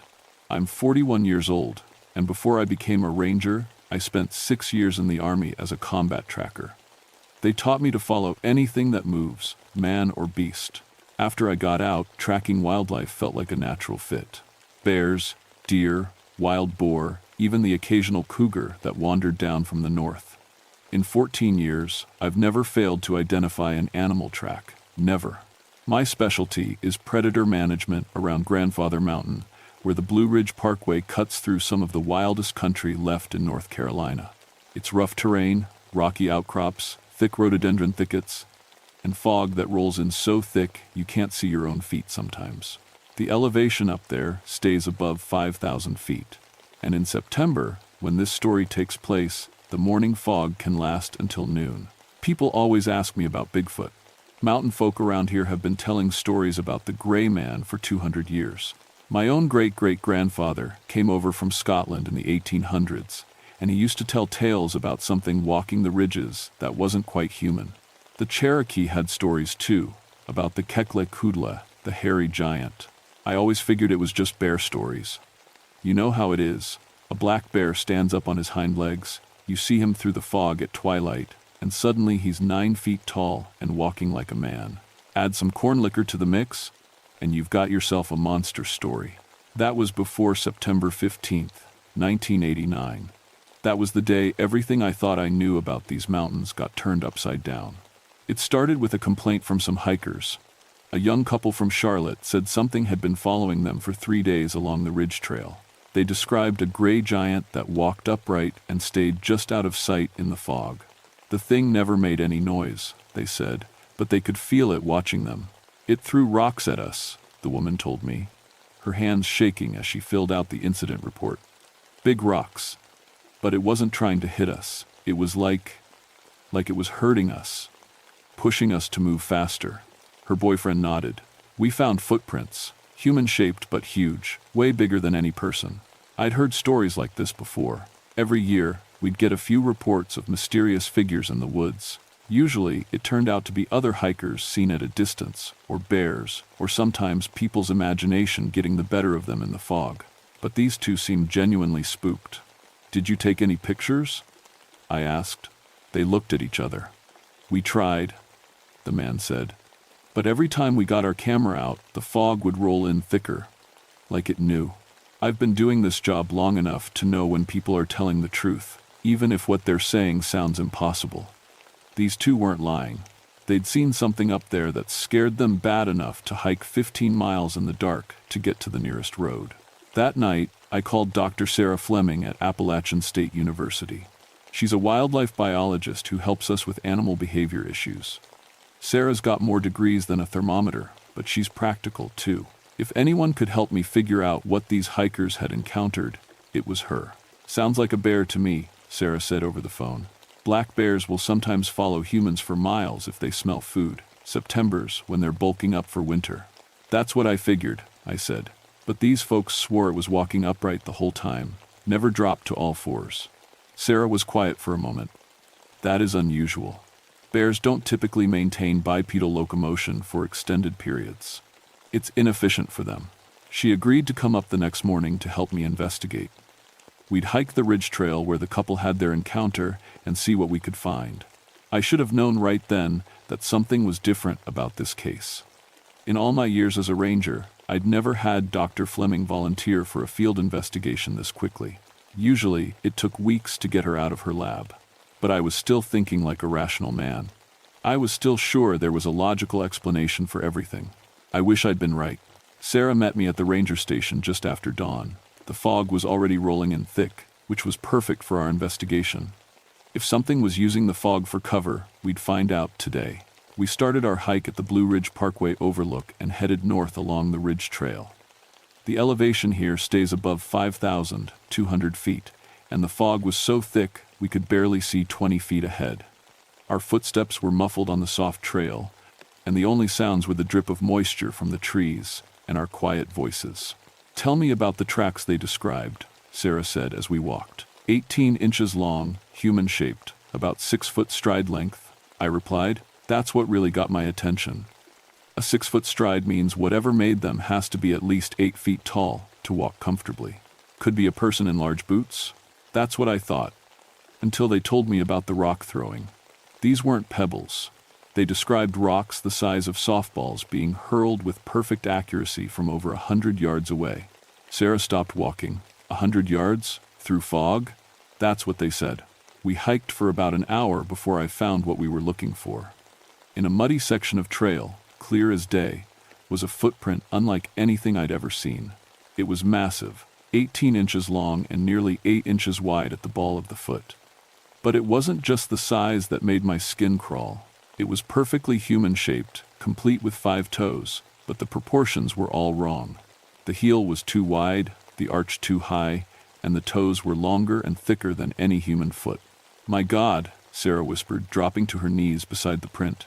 She pulled out her measuring tape and camera. "Bobby, this is incredible." I knelt beside her, studying the track. The depth of the impression suggested something weighing at least 600 pounds. But here's what really bothered me. The track was clean. No claw marks, no signs of fur or hair between the toes like you'd see with a bear print. Just bare skin. "There are more over here," I called out, following a trail of prints that led off the main path into the rhododendron thicket. We followed the tracks for maybe 200 yards before they disappeared on a rocky outcrop. But it wasn't just that the tracks stopped. They stopped in the middle of solid granite, as if whatever made them had simply vanished. "This doesn't make sense," I muttered, studying the rock surface. There were no scratches, no scuff marks, nothing to indicate how something that heavy had gotten off the rock without leaving a trace. That's when Sarah grabbed my arm. "Bobby," she whispered. "Listen." I froze and listened. At first, I didn't hear anything unusual. Then, from somewhere in the fog behind us, came a sound I'll never forget. It was like wood breaking, but rhythmic. Crack, crack, crack. Each crack was followed by a dull thud, like something heavy hitting the ground. "Tree limbs," I said quietly. "Something's breaking tree limbs." We stood perfectly still, trying to pinpoint the direction of the sound. The fog made it impossible to tell exactly where it was coming from, but it seemed to be moving. The cracking would come from our left, then our right, then behind us again. "It's circling us," Sarah breathed. I pulled out my radio to call for backup, but all I got was static. We were in a dead zone, too far from any repeater to get a signal. I wasn't too worried yet. We were experienced hikers, and whatever was out there was keeping its distance. That's when the rock throwing started. The first one landed about 10 feet to our right with a heavy thud. It was a chunk of granite about the size of a baseball, thrown hard enough to embed itself in the soft earth. I spun around, trying to see where it came from, but the fog was too thick. "Warning shot," I said to Sarah, keeping my voice calm. Bears sometimes throw things when they feel threatened. The second rock was bigger, maybe twice the size of the first. It sailed over our heads and crashed into a tree trunk behind us with enough force to knock bark loose. This one definitely wasn't thrown by a bear. "We need to leave," Sarah said, and I could hear the fear creeping into her voice. "Now." I agreed. We turned to head back down the trail, but that's when we found the backpack. It was hanging from a tree branch about 30 feet above the trail. A bright blue hiking pack, the kind day hikers use. But here's the thing. There was no way it could have gotten up there naturally. The tree had no low branches, no way for a human to climb it. The pack was just hanging there like someone had placed it. "That's impossible," I said, staring up at it. Sarah was already pulling out her binoculars. "It's shredded," she reported, like something with claws went through it. "But there's no blood." Another rock sailed past us, bigger than the first two. This one would have split my skull if it had connected. Whatever was throwing them was getting closer and more aggressive.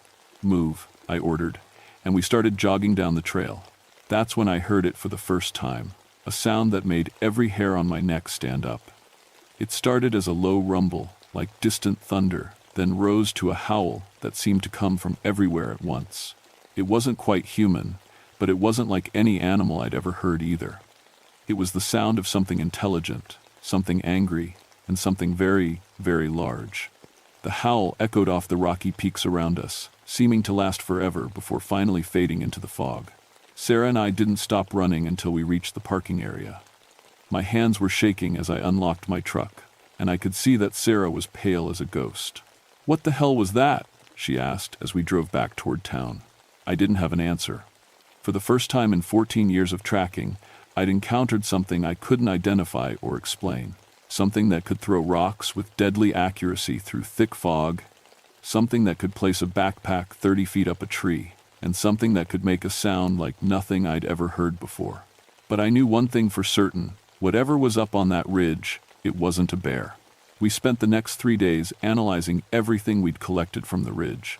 Sarah took the plaster casts of the footprints back to her lab, and I collected hair samples from branches along the trail where our mystery creature had passed.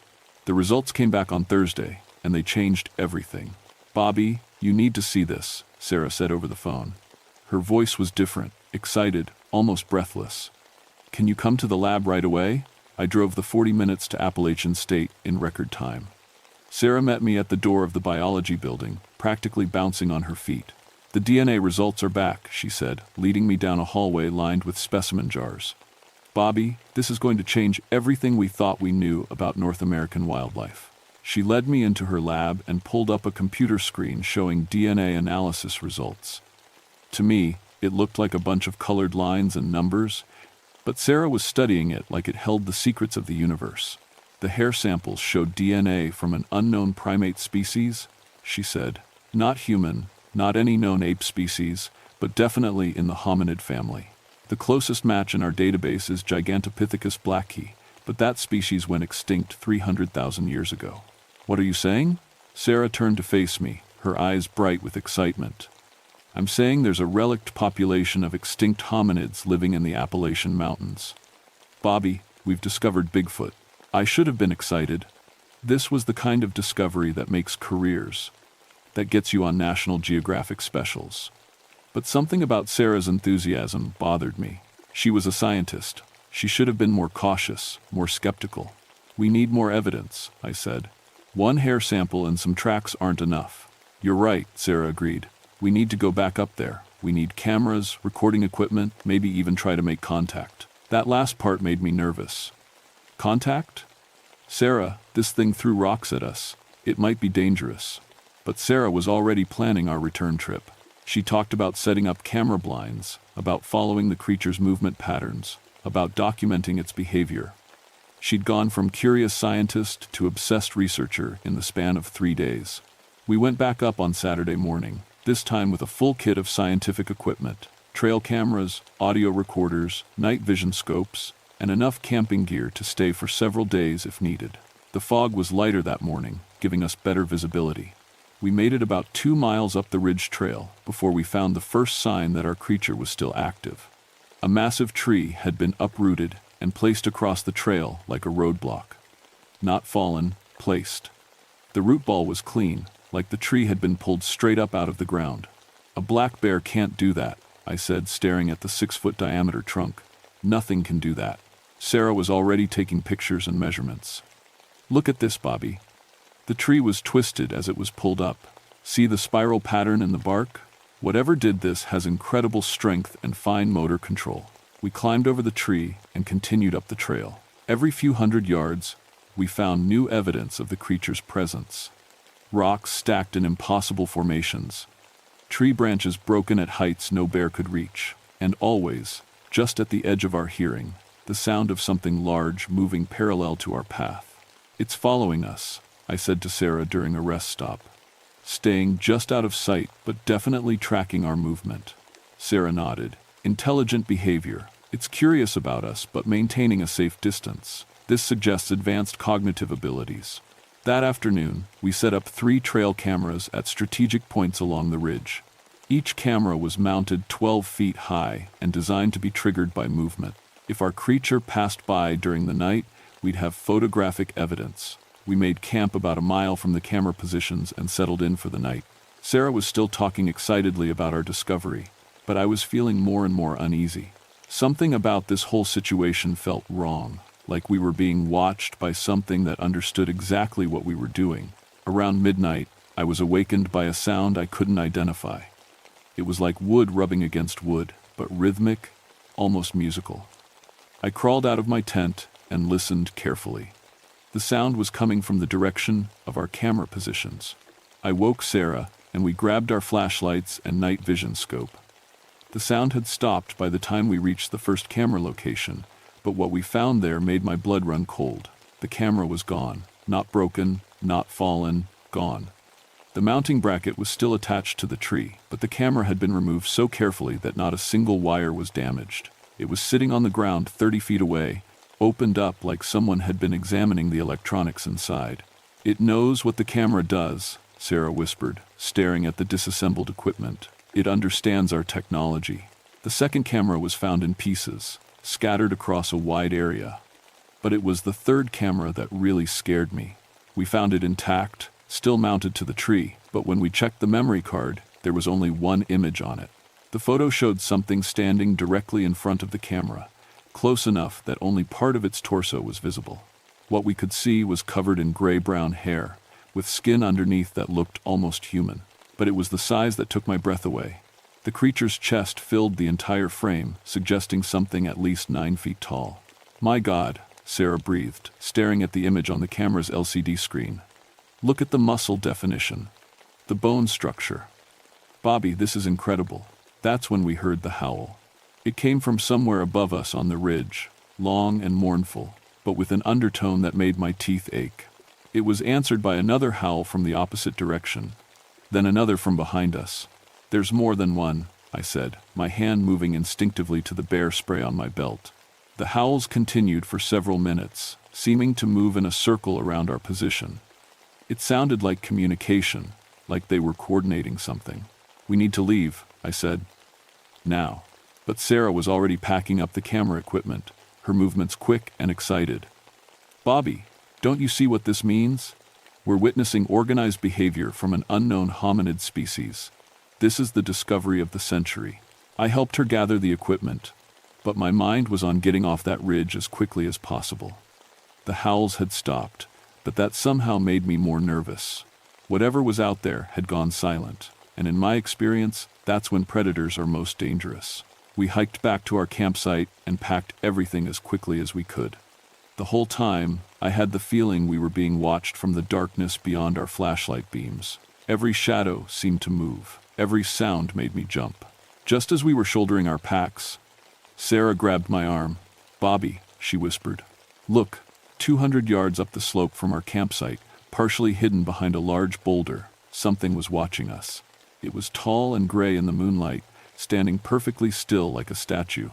Even at that distance, I could see it was massive, easily 9 feet tall, and built like a professional wrestler. We stared at it for maybe 30 seconds before it simply melted back into the shadows. One moment it was there, the next it was gone, without making a sound. "Did you see how it moved?" Sarah asked, her voice full of wonder. "Like liquid. No human could disappear that quietly." I didn't answer.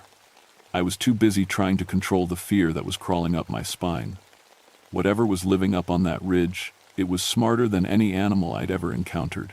It understood our technology, it could communicate with others of its kind, and it was definitely not afraid of us. The question was, what did it want? I should have known Sarah wouldn't let it go. For the next week, she called me every day with new theories, new plans for returning to the ridge. She'd become completely obsessed with what she was calling the grandfather mountain population. "Bobby, I've been researching historical accounts," she said during one of her calls. "There are reports going back to the Cherokee, then the Scottish settlers, then early loggers and hunters, all describing the same thing: large, gray, human-like creatures living on the highest ridges." "Sarah, Maybe we should contact the university administration or the National Park Service. This is bigger than just the two of us. No. Her response was sharp, almost angry. Not yet. We need more evidence first. Solid, undeniable proof. Bobby, I'm going back up there tomorrow. With or without you. That worried me more than anything. Sarah was a brilliant scientist, but she'd never been much of an outdoors woman. The thought of her going up on that ridge alone, especially with whatever was living up there, made my stomach clench with worry. I'll go with you, I said, but this is the last time. After tomorrow, we involve other people. We met at the trailhead just after sunrise on October 1st. The weather had turned colder, and there was frost on the ground at the higher elevations. Sarah had brought even more equipment this time. Professional-grade cameras, motion sensors, and something she called a parabolic microphone for recording distant sounds. I want to try something different today, she said as we hiked up the ridge trail. Instead of avoiding contact, I want to try to communicate. Communicate? Sarah, this isn't some gentle forest giant. This thing has been throwing rocks at people. Territorial display behavior, she said dismissively. Perfectly normal for an alpha male protecting his family group. But I think they're intelligent enough to understand non-threatening gestures. I didn't like the sound of that, but Sarah was determined. We hiked up to the area where we'd seen the creature watching us, and she began setting up what she called a contact station. Cameras positioned to record any interaction, the microphone aimed into the forest, and a cleared area where she planned to leave gifts. Gifts? Fruit, nuts, shiny objects. Things that might interest a highly intelligent primate. While Sarah arranged her scientific equipment, I did what I do best. I tracked. The creature signs were everywhere once you knew what to look for. Broken branches at impossible heights, rocks arranged in patterns that couldn't be natural, and tracks, lots of tracks, showing at least 3 different individuals. That's when I realized we weren't just dealing with one creature. We were looking at a family group, maybe even a small tribe. The tracks showed different sizes, including some that might belong to juveniles. Sarah, I called out, I think you need to see this. I'd found what looked like a shelter, a depression in the rocks partially covered by carefully arranged branches and bark. It was hidden from casual observation, but offered a perfect view of the main trail. Someone or something had been watching hikers pass by for years, maybe decades. Inside the shelter, I found things that made my skin crawl. Human items, a compass, a water bottle, a torn piece of clothing.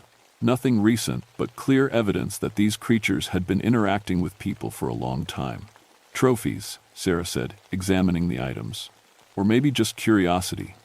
Primitive tool-making cultures often collect objects from more advanced societies. But it was what I found next that really scared me. Scratched into the rock wall of the shelter were marks that looked almost like writing. Not letters or symbols I recognized, but definitely purposeful marks, arranged in patterns. Sarah, we need to leave, right now. Why? Bobby, this is exactly what I've been hoping to find. Evidence of culture, of intelligence, of... A rock the size of a softball slammed into the ground 3 feet from where Sarah was kneeling. We both spun around, but there was nothing to see except empty forest.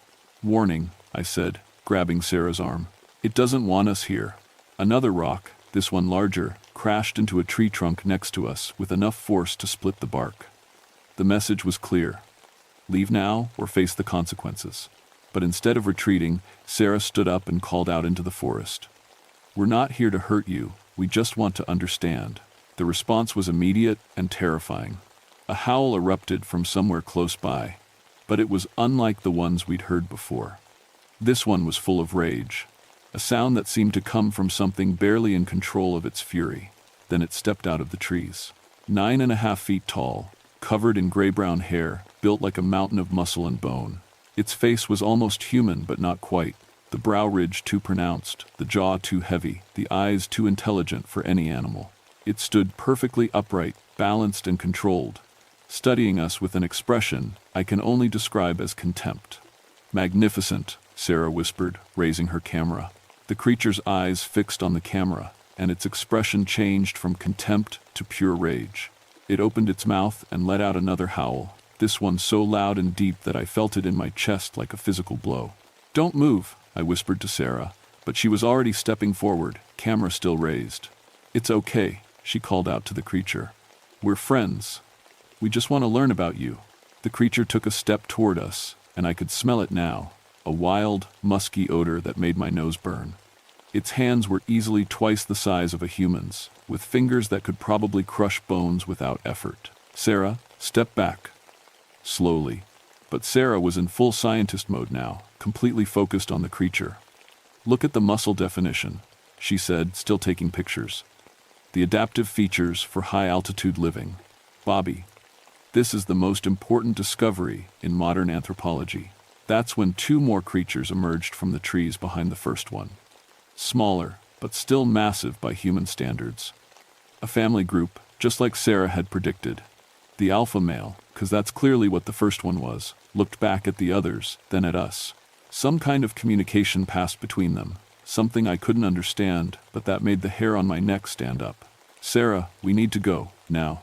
Just a few more pictures," she said, but her voice was starting to shake. Even she was beginning to realize how much danger we were in. The alpha male took another step forward, and I could see its eyes clearly now. They were brown, almost human, but with an intelligence that was alien and cold. It was studying us, deciding something. That's when I remembered the stories my great-great-grandfather used to tell about the gray man of the ridges, and how the old Highlanders had learned to avoid certain areas, certain times of year. How they'd left offerings on the high peaks and stayed away during the mating season. "Offerings," I whispered. I slowly reached into my pack and pulled out my lunch, sandwiches, fruit, and a thermos of coffee. Moving as carefully as I could, I set them on the ground between us and the creature, then stepped back. The alpha male looked at the food, then at me. For a moment, something almost like understanding passed between us. Then Sarah's camera flash went off. The creature's reaction was explosive. It roared again, but this time the sound was pure fury. It grabbed a dead tree trunk, easily 200 pounds of wood, and hurled it at us like a spear. I tackled Sarah and rolled us both behind a boulder, just as the tree crashed into the spot where we'd been standing. The impact was so violent it shook the ground. "Run," I gasped, pulling Sarah to her feet. We ran down that ridge trail faster than I've ever moved in my life, with the sounds of pursuit crashing through the forest behind us. Trees breaking, rocks being hurled, and over it all, the sound of something massive moving through the undergrowth with terrifying speed. We didn't stop running until we reached my truck, and even then, my hands were shaking so badly I could barely get the key in the ignition. Sarah sat in the passenger seat, staring at her camera's LCD screen, completely silent. "Sarah, are you okay?" She looked at me, with eyes that seemed to be seeing something far away. "Bobby," she said in a voice barely above a whisper. "Did you see how it looked at us? It wasn't just intelligent, it was judging us, like it was deciding whether we deserved to live." I started the truck and drove away from that ridge as fast as the winding mountain roads would allow. Behind us, I could swear I heard one last howl echoing off the peaks, not angry this time, but somehow satisfied, like it had made its point. Sarah never published her research. When we got back to the university that evening, she locked herself in her lab and spent the next 6 hours going through every photo, every audio recording, every piece of evidence we'd collected. I sat in the hallway outside, drinking coffee from vending machines and trying to process what we'd seen. Around midnight, Sarah finally emerged. She looked like she'd aged 10 years in one night. "Bobby," she said quietly, "I'm deleting everything." "What, Sarah, you can't. This is the discovery of a lifetime." She shook her head slowly. "No, this is their secret, and it should stay that way. They've been sharing these mountains with us for thousands of years, and they've managed to stay hidden for a reason. Who are we to change that?" I wanted to argue with her, but when I looked into her eyes, I saw something that stopped me cold. Fear. Not just of what we'd encountered, but of what would happen if the world knew the truth. Think about it, Bobby. What happens when this gets out? The media circus, the government, scientists, the hunters and thrill seekers? These mountains would be overrun with people trying to capture or kill them. Their whole way of life would be destroyed. She had a point. I'd seen what happened when rare animals were discovered in protected areas. The attention never helped the animals. It usually made things worse for them. So what do? We file a report about bears exhibiting unusual behavior in the high elevation areas. We recommend temporary trail closures during their active season, and we keep their secret. The official report I filed with the Park Service described an aggressive black bear displaying territorial behavior above 5,000 feet elevation. I recommended seasonal closures of certain ridge trails and do 5 increased bear safety protocols for hikers. The recommendations were accepted without question. Dr. Sarah Fleming left Appalachian State 2 weeks later. She took a job with the Wildlife Conservation Society, working to protect endangered species in remote parts of the world. We still exchange Christmas cards, but we've never talked about what happened on Grandfather Mountain. The ridge trails were quietly closed for 3 months, ostensibly for bear management activities. When they reopened, new signs were posted, warning hikers about aggressive wildlife and recommending that people avoid the area during early morning and evening hours. I went back to my regular ranger duties, but I requested a transfer to the lower elevation areas. Officially, it was for personal reasons. Unofficially, it was because I knew I couldn't handle another encounter with the gray man. But I still patrol the area sometimes, just to keep an eye on things. The trail cameras we set up are long gone, removed by someone or something with human-level intelligence and a clear understanding of what they were for. Hikers still report strange sounds and fleeting glimpses of large figures in the fog, but these reports are quietly filed away and forgotten. There's an understanding now, unspoken but real. We stay on the main trails, we don't venture into the highest elevations during their active times, and we respect the signs that say certain areas are closed for wildlife management. In return, they stay hidden and leave us alone. The Cherokee were right. The Scottish settlers were right. My great-great-grandfather was right. There are things in these mountains that are older than our civilization, that have found ways to live alongside us without us ever knowing they're there. They're not monsters. They're not myths. They're just another species trying to survive in a world that's getting smaller every year. And maybe, if we're smart and respectful, we can all continue to share these mountains in peace. Sometimes, on foggy mornings, when I'm driving the Blue Ridge Parkway, I'll catch a glimpse of something gray moving through the trees high above. Something that walks upright and watches the road with intelligent eyes. When that happens, I just nod slightly and keep driving. It's a small gesture, but I think they understand. Live and let live. Stay in your territory, and we'll stay in ours. The mountains are big enough for all of us, but every now and then, when the fog rolls thick across the ridges and the wind carries sounds that don't quite belong to any animal I know, I remember that we're not alone up here. And maybe that's exactly the way it should be. The ridge runners are still out there, watching, waiting, protecting their ancient secrets. And as long as we show them the respect they deserve, I think they'll let us keep walking through their domain. After all, they were here first.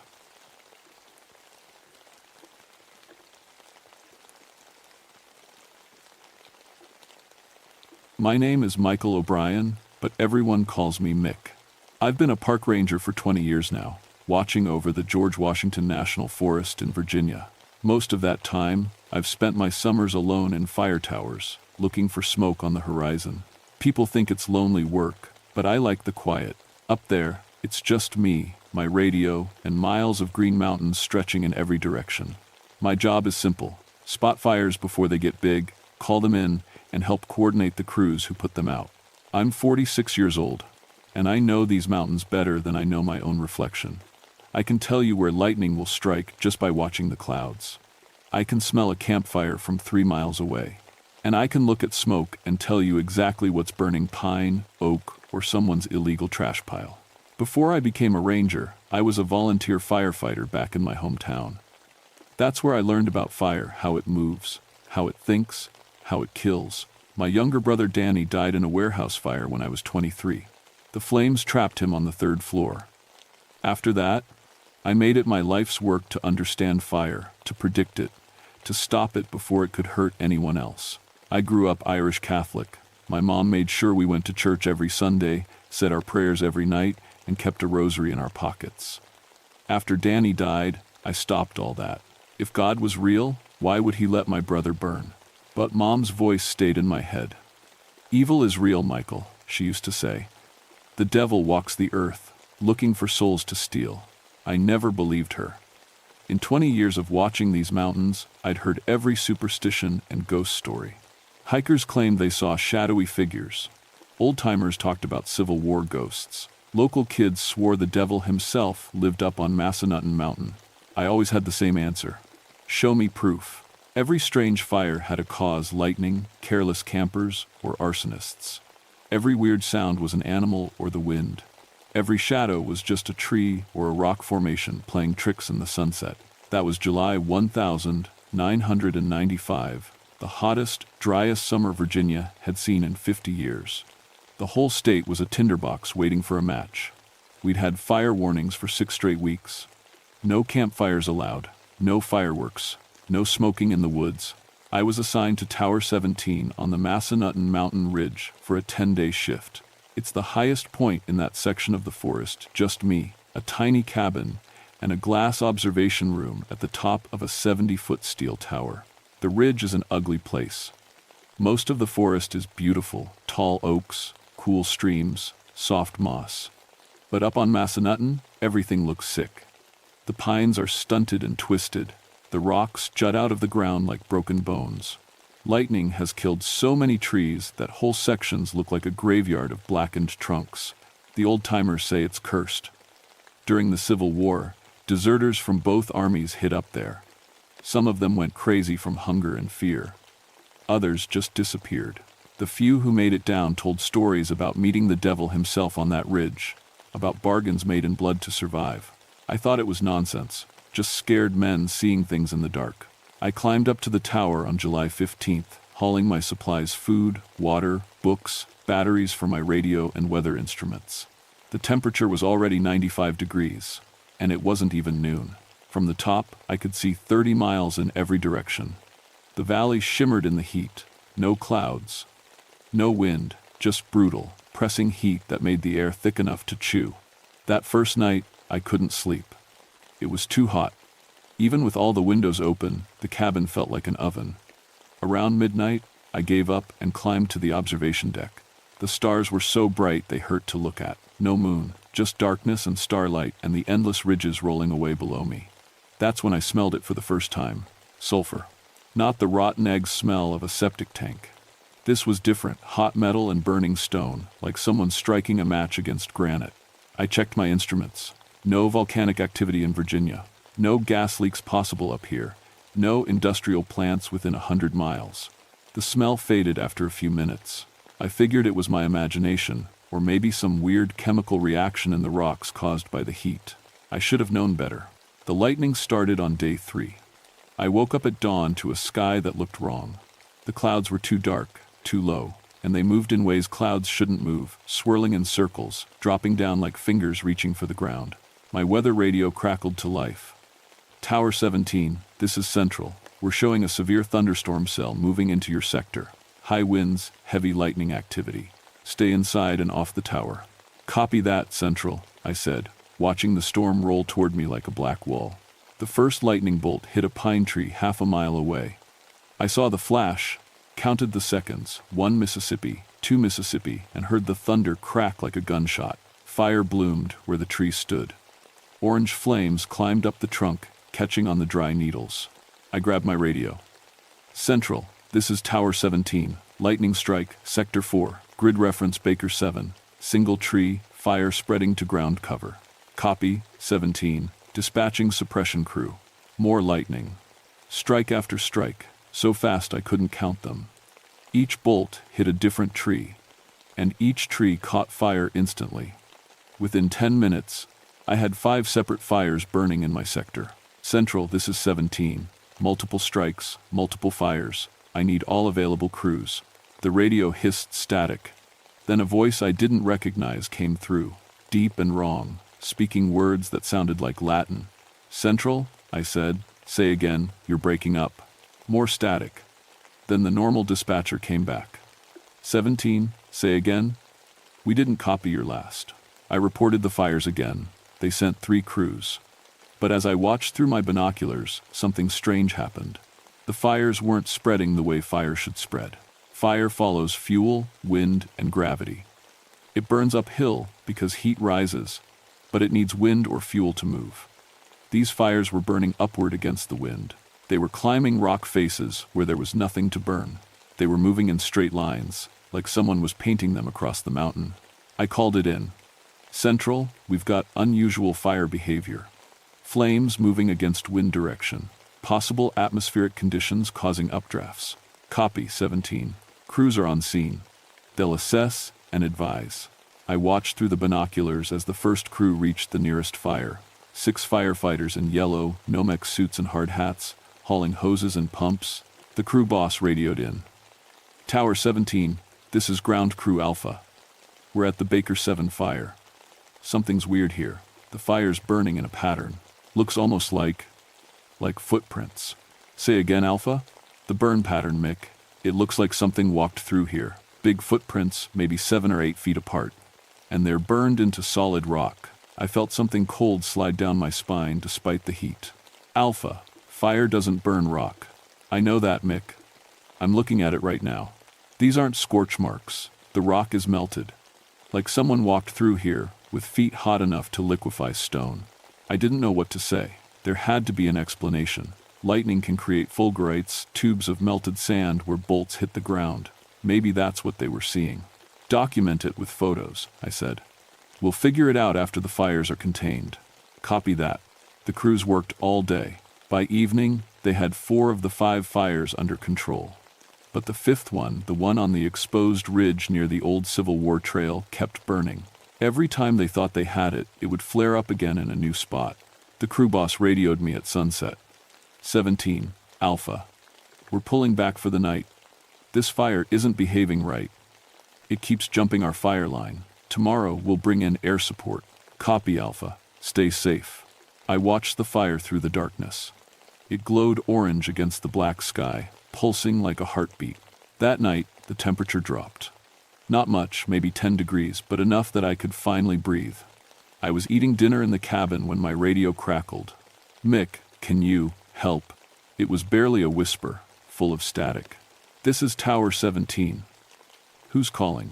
So hot, burning, please. Identify yourself. What's your location? Devil's backbone, he's here. Oh God, he's... The radio went dead. I tried every channel, nothing but static. I tried the emergency frequency. Silence. My hands were shaking as I grabbed my flashlight and went outside.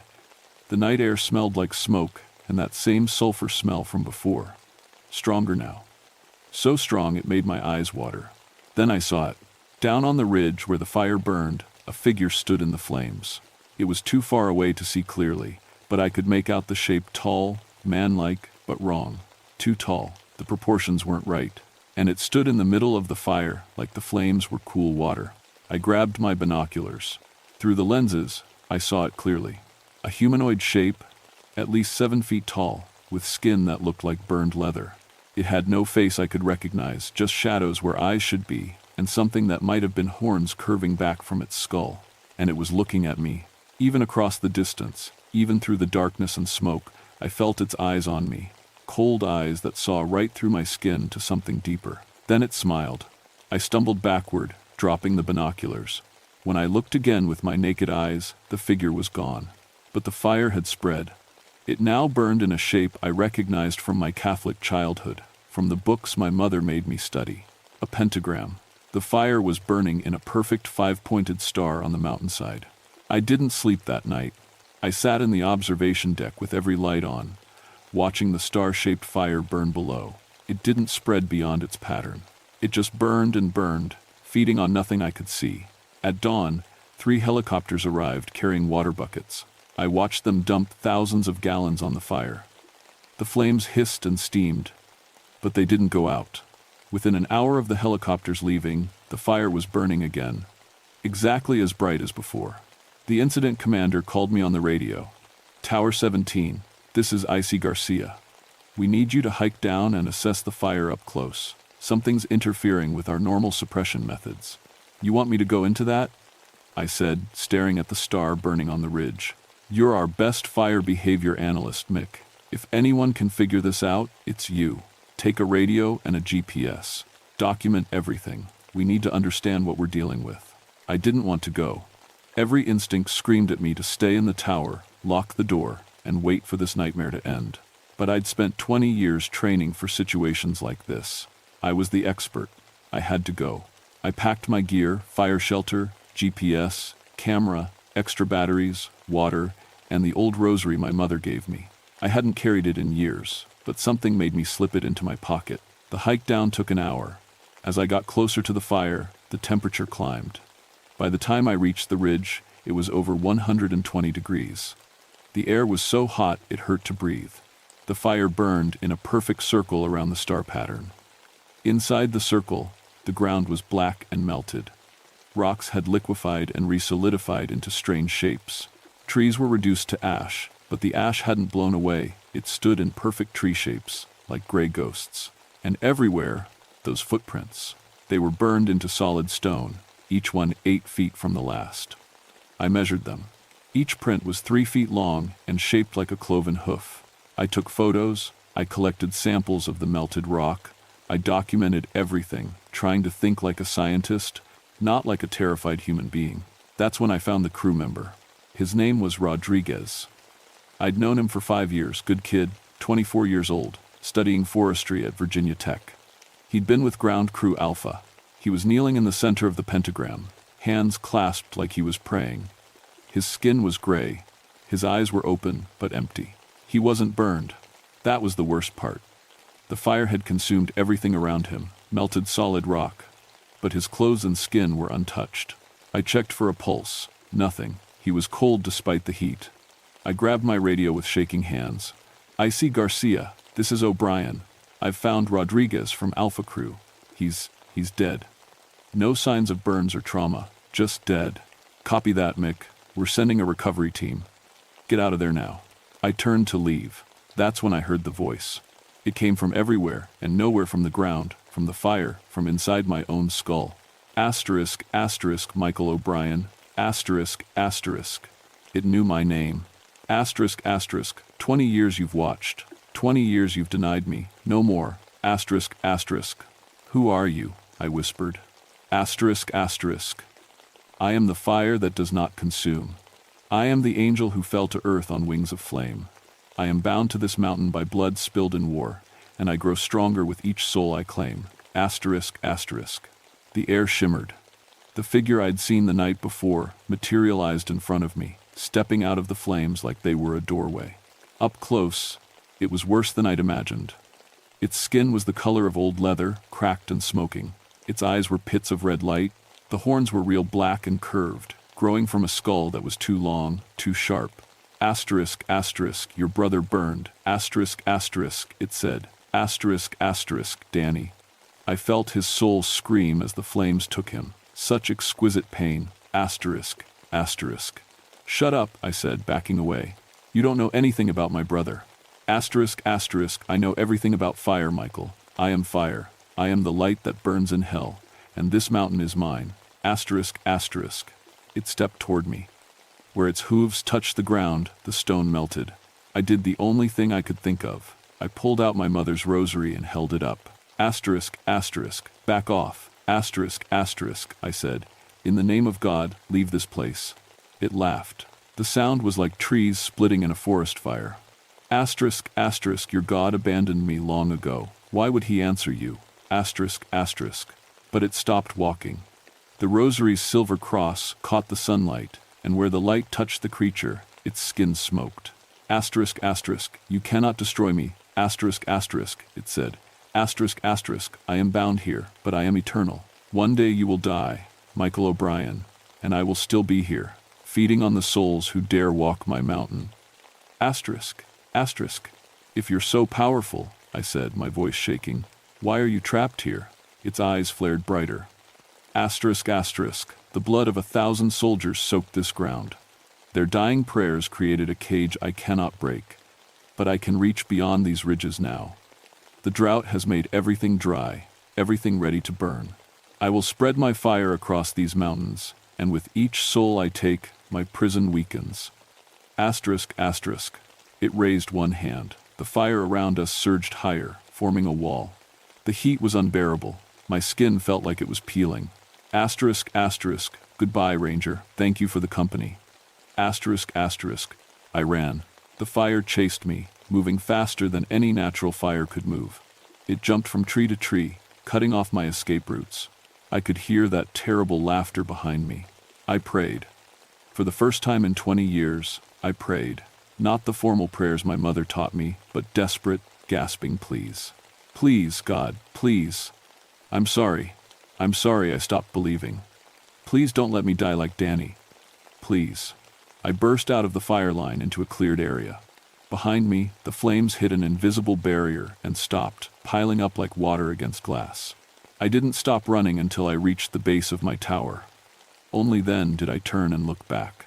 The fire still burned in its star pattern, but the figure was gone.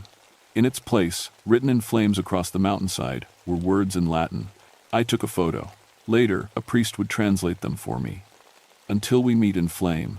The incident commander ordered a full evacuation of all personnel from Massanutten Mountain. Fire crews pulled back. Helicopters stopped flying. They were going to let it burn. But I knew it wouldn't just burn out. That thing, that fallen angel, that demon, whatever it was, would keep spreading its fire. It would reach the valley towns. Hundreds of people would die. I hiked back up to Tower 17. Icy Garcia tried to stop me over the radio. Mick, you're ordered to evacuate. That fire is unstable. That fire is going to kill people, I said. I'm going to stop it. How? We've tried everything. Water doesn't work. Fire retardant doesn't work. It's burning in defiance of physics. I know, I said. That's because it's not a normal fire. I didn't tell him what I'd seen. He wouldn't have believed me. Hell, I barely believed it myself. Back in the tower, I searched through the books I'd brought, fire behavior manuals, forest histories, local folklore collections.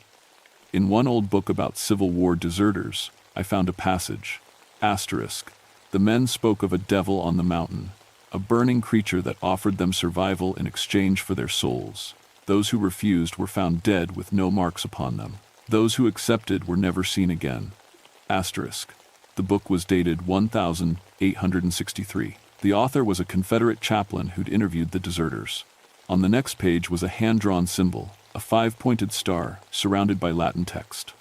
Below it, a note. Protection against the fire devil.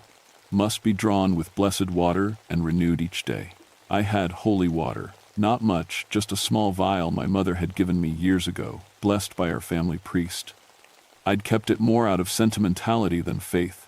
Now, it might be the only thing that could save me. As the sun set, the fire on the ridge blazed brighter. It had grown beyond the pentagram, spreading in spiral patterns that made no sense. I could see the figure walking through it, growing larger with each passing hour. It was feeding on the fire, getting stronger.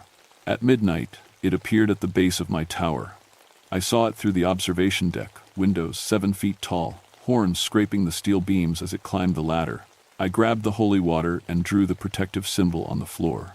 The walls, the ceiling. My hands shook so badly I could barely hold the vial. The ladder creaked. It was climbing up.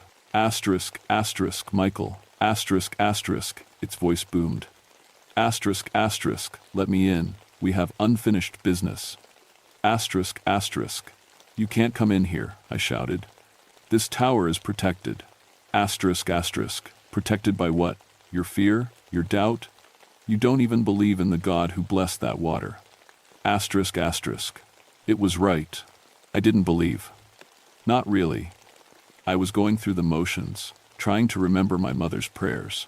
The door handle turned. I grabbed my mother's rosary and held it tight. God, I whispered. I don't know if you're real. I don't know if you care, but my mom believed. Danny believed. If you're there, help me. The door flew open.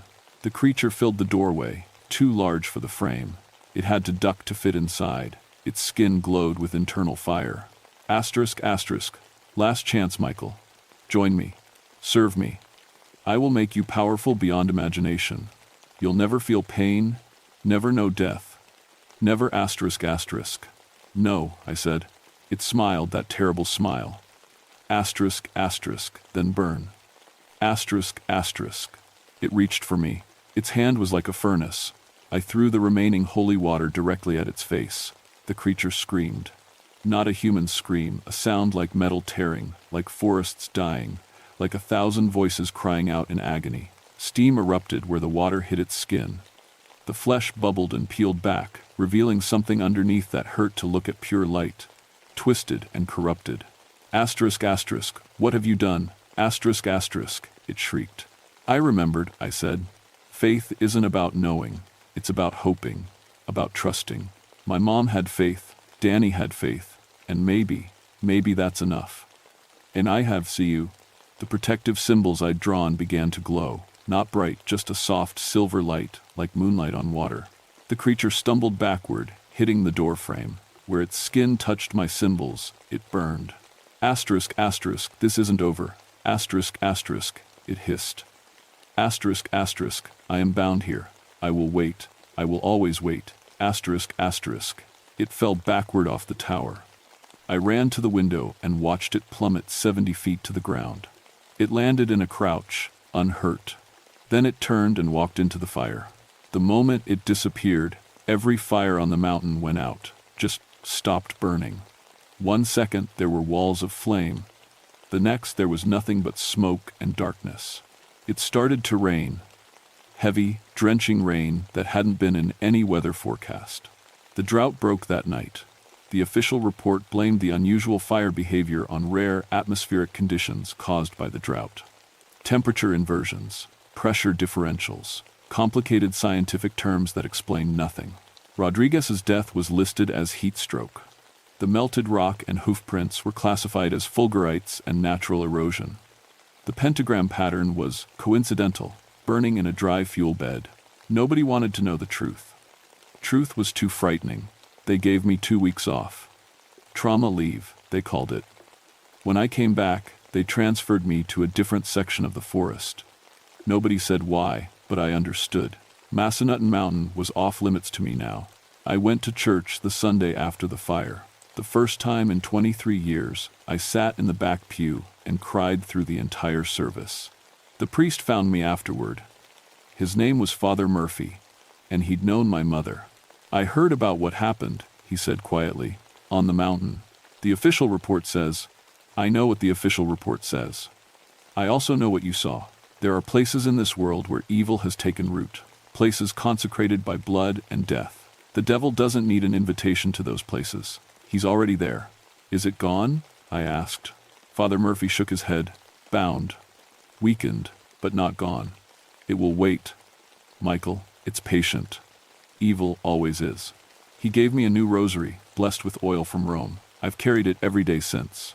I still work as a park ranger, but I won't go near Massanutten Mountain. Sometimes, on dry summer nights, when lightning flashes in the distance, I can smell that sulfur smell, and I know it's still there, waiting. Other rangers have reported strange things. Fires that burn in patterns, hoofprints in stone, voices on the radio speaking in languages nobody understands. The Forest Service investigates, finds nothing, and closes the cases. Life goes on. But I know the truth. I've seen it, I've felt its heat, I've looked into its eyes. The devil walks these mountains. He's bound by old prayers and old blood, but he's patient. He's been waiting for centuries. He can wait centuries more. And one day, someone will break that binding. Someone will set him free. I pray it's not in my lifetime. I pray for a lot of things now. Sometimes, late at night, I wonder about Rodriguez. What did he see in those last moments? What made him kneel and pray? Did he feel anything when his soul left his body? And I wonder about Danny. My brother, burning in that warehouse. Did something darker than simple fire take him? Was the creature on the mountain telling the truth? I'll never know. What I do know is this. Evil is real. It walks the earth. It waits in dark places. And sometimes, no matter how much we know about fire, about science, about the natural world, sometimes the supernatural breaks through. I go up in fire towers still. I watch for smoke. I call in strikes. I coordinate crews. But I also carry holy water now. I pray every night. And I never, ever go near Massanutten Mountain. Because the devil's still there, on his backbone of stone and ash, waiting.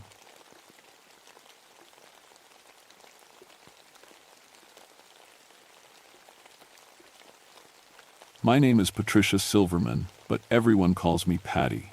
I've been a park ranger here in the Cherokee National Forest for 16 years now.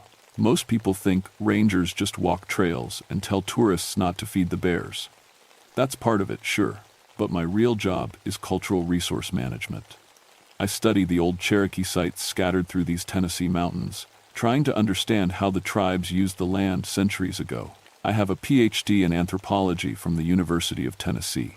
Spent 8 years learning Cherokee language and culture before I ever set foot on this job.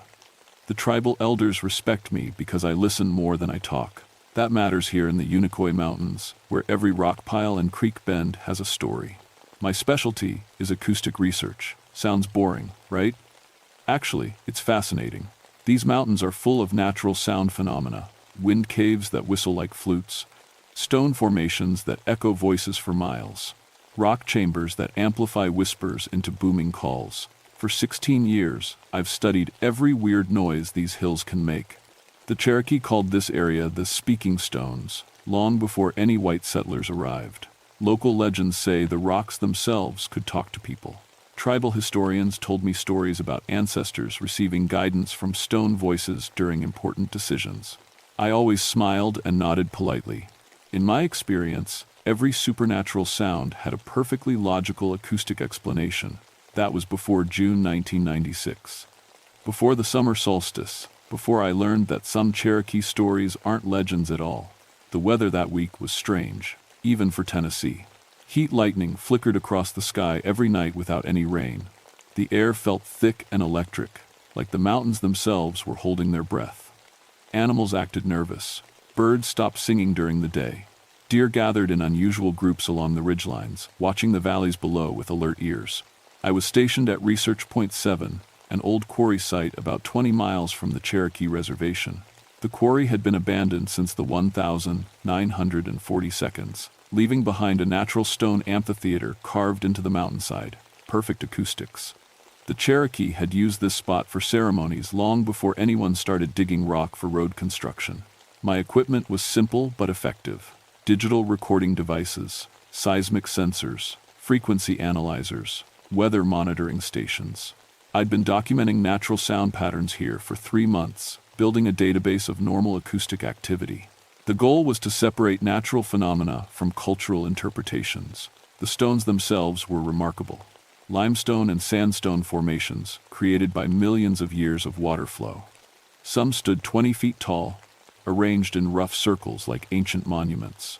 Others formed caves and chambers that channeled sound in impossible ways.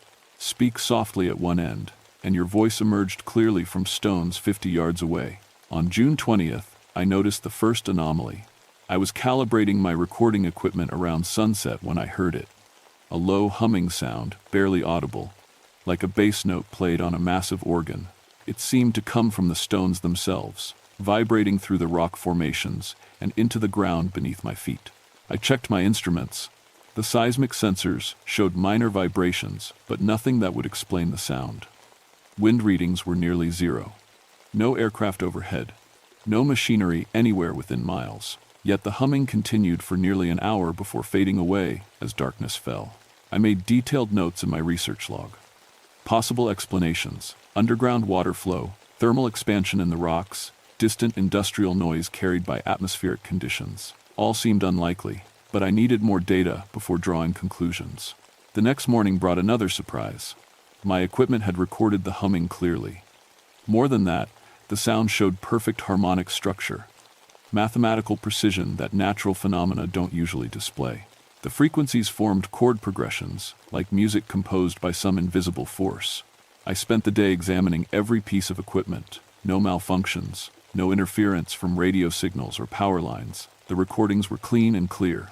The stones had definitely produced organized harmonic sounds for over an hour. That's when I called Joseph Swimmer. Joseph was a Cherokee elder in his 70s. Tribal historian, medicine man, and one of the few people who still spoke the old language fluently. We'd worked together on several archaeological projects. He knew these mountains better than anyone alive. "Patty," he said when I explained the recordings over the radio. His voice sounded tired. "You need to be very careful up there, especially during the solstice." "Why?" What's special about the solstice? Long pause. Static crackled through the radio silence. The ancestors are restless, he said finally. They've been quiet for many years. If they're starting to speak again, it means something important is coming. I respected Joseph, but his explanation didn't help my research. I needed scientific data, not folklore. Still, his warning stuck with me as I prepared for another night of monitoring. The solstice was tomorrow. If the stones were going to do something unusual, it would probably happen then. I set up additional recording equipment around the amphitheater, placed sensors on the largest stone formations, checked battery levels twice. Whatever was making these sounds, I was going to document it properly. As the sun set on June 21st, the longest day of the year, I had no idea that my 16 years of rational, scientific thinking were about to change forever. The humming started again at exactly 9:47 p.m. I know the time because I was watching my equipment displays when every sensor began registering activity simultaneously. But this wasn't the gentle bass note from the previous evening. This was complex, layered, multiple tones weaving together like a choir warming up before a concert. I grabbed my headphones and listened to the live audio feed. The sound was coming from at least a dozen different stone formations, each contributing its own frequency to an increasingly complex harmony. My frequency analyzer showed the impossible. Every tone was mathematically related to the others. Perfect fifths, octave intervals, harmonic series that would make a symphony orchestra jealous. No natural phenomenon could create this level of organization. I checked my instruments 3 times. Everything was working correctly. The stones were definitely producing organized, harmonic music, not random sounds, not wind effects, not underground water.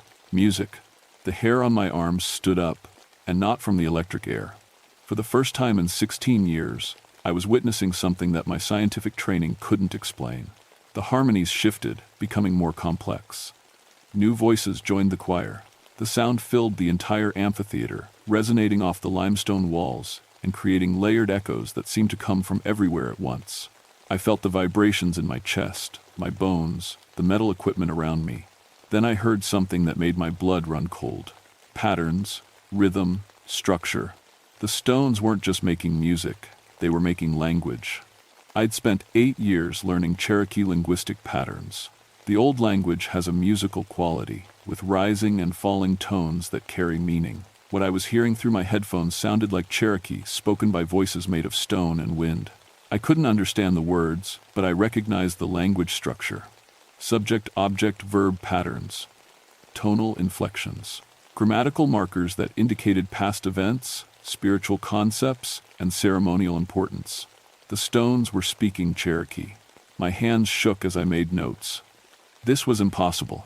Rocks don't speak languages. Acoustic phenomena don't form grammatical structures.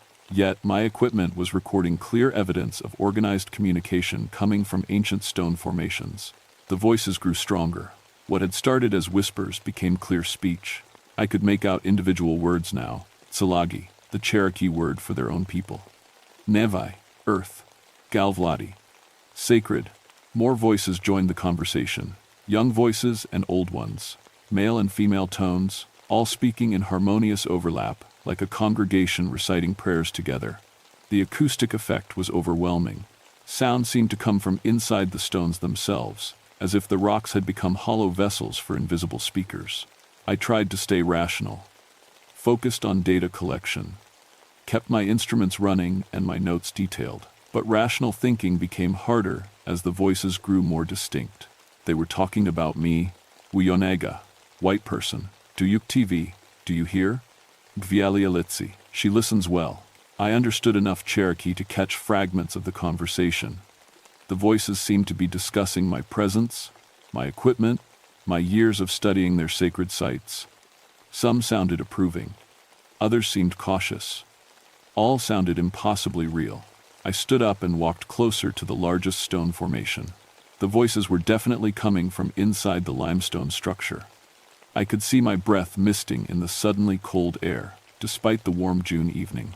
"Hello?" I called out in Cherokee, using the formal greeting Joseph had taught me. "Sio, Dohi?" The voices stopped instantly. Complete silence filled the amphitheater. Even the normal night sounds of insects and distant owls went quiet. My equipment continued recording, but the frequency displays showed only flat lines. Then, one voice spoke directly to me, clear as if someone stood 3 feet away. C.O. Patricia Silverman. The pronunciation was perfect, despite Cherokee having no natural equivalent for my English name. "We have been waiting for you to hear us." I nearly dropped my notepad. The voice was speaking English now, but with the same harmonic, resonant quality as the Cherokee conversations. It seemed to come from the stone directly in front of me, a pillar of limestone that stood 12 feet tall and 4 feet wide. "Who are you?" I asked, amazed that my voice worked at all. "We are the Nahi, the ancient ones, the first people who learned to speak with stones." My anthropology training kicked in. Vnahi was an old Cherokee term for ancestral spirits. According to traditional beliefs, the dead could communicate with the living through certain sacred objects and places, but I wasn't ready to abandon scientific thinking entirely. "This is some kind of acoustic illusion," I said, more to myself than to the voice. "Sound reflection, frequency modulation, something." The voice laughed. The sound echoed from multiple stones around the amphitheater, creating a chorus of gentle amusement that raised goosebumps across my skin. "You study our voices with your machines," the voice said. "You measure our words with numbers, but you do not yet understand what you are hearing." "Then explain it to me," I said, setting down my notepad and focusing entirely on the conversation. "We are the voices of those who walked these mountains before you. Cherokee, who lived here, hunted here, conducted ceremonies here for 1,000 years. When our bodies returned to earth, our spirits remained connected to the sacred stones." I wanted to argue, to point out the logical impossibilities, but my equipment was recording every word with crystal clarity. This wasn't hallucination or imagination. Something was definitely communicating with me through these stone formations. "Why now?" I asked. "Why are you speaking to me?" "Because you listen with respect," the voice replied. "Because you learned our language and our customs before judging our beliefs. And because danger comes, that requires the help of both spirits and living people." "What kind of danger?" The voice paused. Other whispers started up around the amphitheater, multiple conversations in Cherokee that I couldn't follow. The harmonies grew more complex, more urgent. "Men will come soon," the voice said finally. "Men who wish to destroy this place. They will bring machines to break the stones and silence our voices forever. You must help us prevent this." "What men? What are you talking about?" But the voices were already fading. The harmonies dissolved into single tones, then into whispers, then into silence. My equipment showed the sound levels dropping back to normal background noise. I stood in the quiet amphitheater, staring at my instruments and trying to process what had just happened. My recordings would provide proof that something extraordinary had occurred. But proof of what? Exactly? I just had a conversation with voices claiming to be Cherokee ancestral spirits. They'd warned me about some unspecified threat to this sacred site. And despite my scientific training, I couldn't think of any rational explanation for what I'd experienced. The worst part? Deep down, I believed every word they'd said. I didn't sleep that night. I sat in my camp chair, headphones on, monitoring for any return of the stone voices. My equipment hummed quietly in the darkness. The normal sounds of the mountain night seemed unnaturally loud after the profound silence that followed my conversation with the Nvinahi. Around 4 a.m., I radioed Joseph Swimmer. "Joseph, it's Patty. I know it's early, but I need to ask you something." Static crackled for a moment before his voice came through, alert despite the hour. "You heard them, didn't you? The ancestors. How did you know?"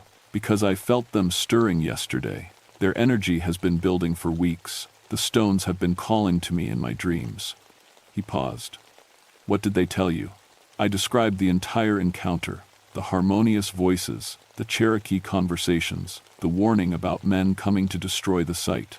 Joseph listened without interruption, occasionally making soft sounds of acknowledgement in Cherokee. "They spoke truth," he said when I finished. 3 days ago, the tribal council received a letter from a mining company. Cumberland Stone Corporation wants to expand their quarry operation into the sacred amphitheater. They claim the limestone there is perfect for highway construction. My stomach dropped. The state would never allow that. This area is protected. The company has lawyers. They found old claims from the $1,000 940 seconds. that might override our cultural protection agreements. The hearing is scheduled for next week.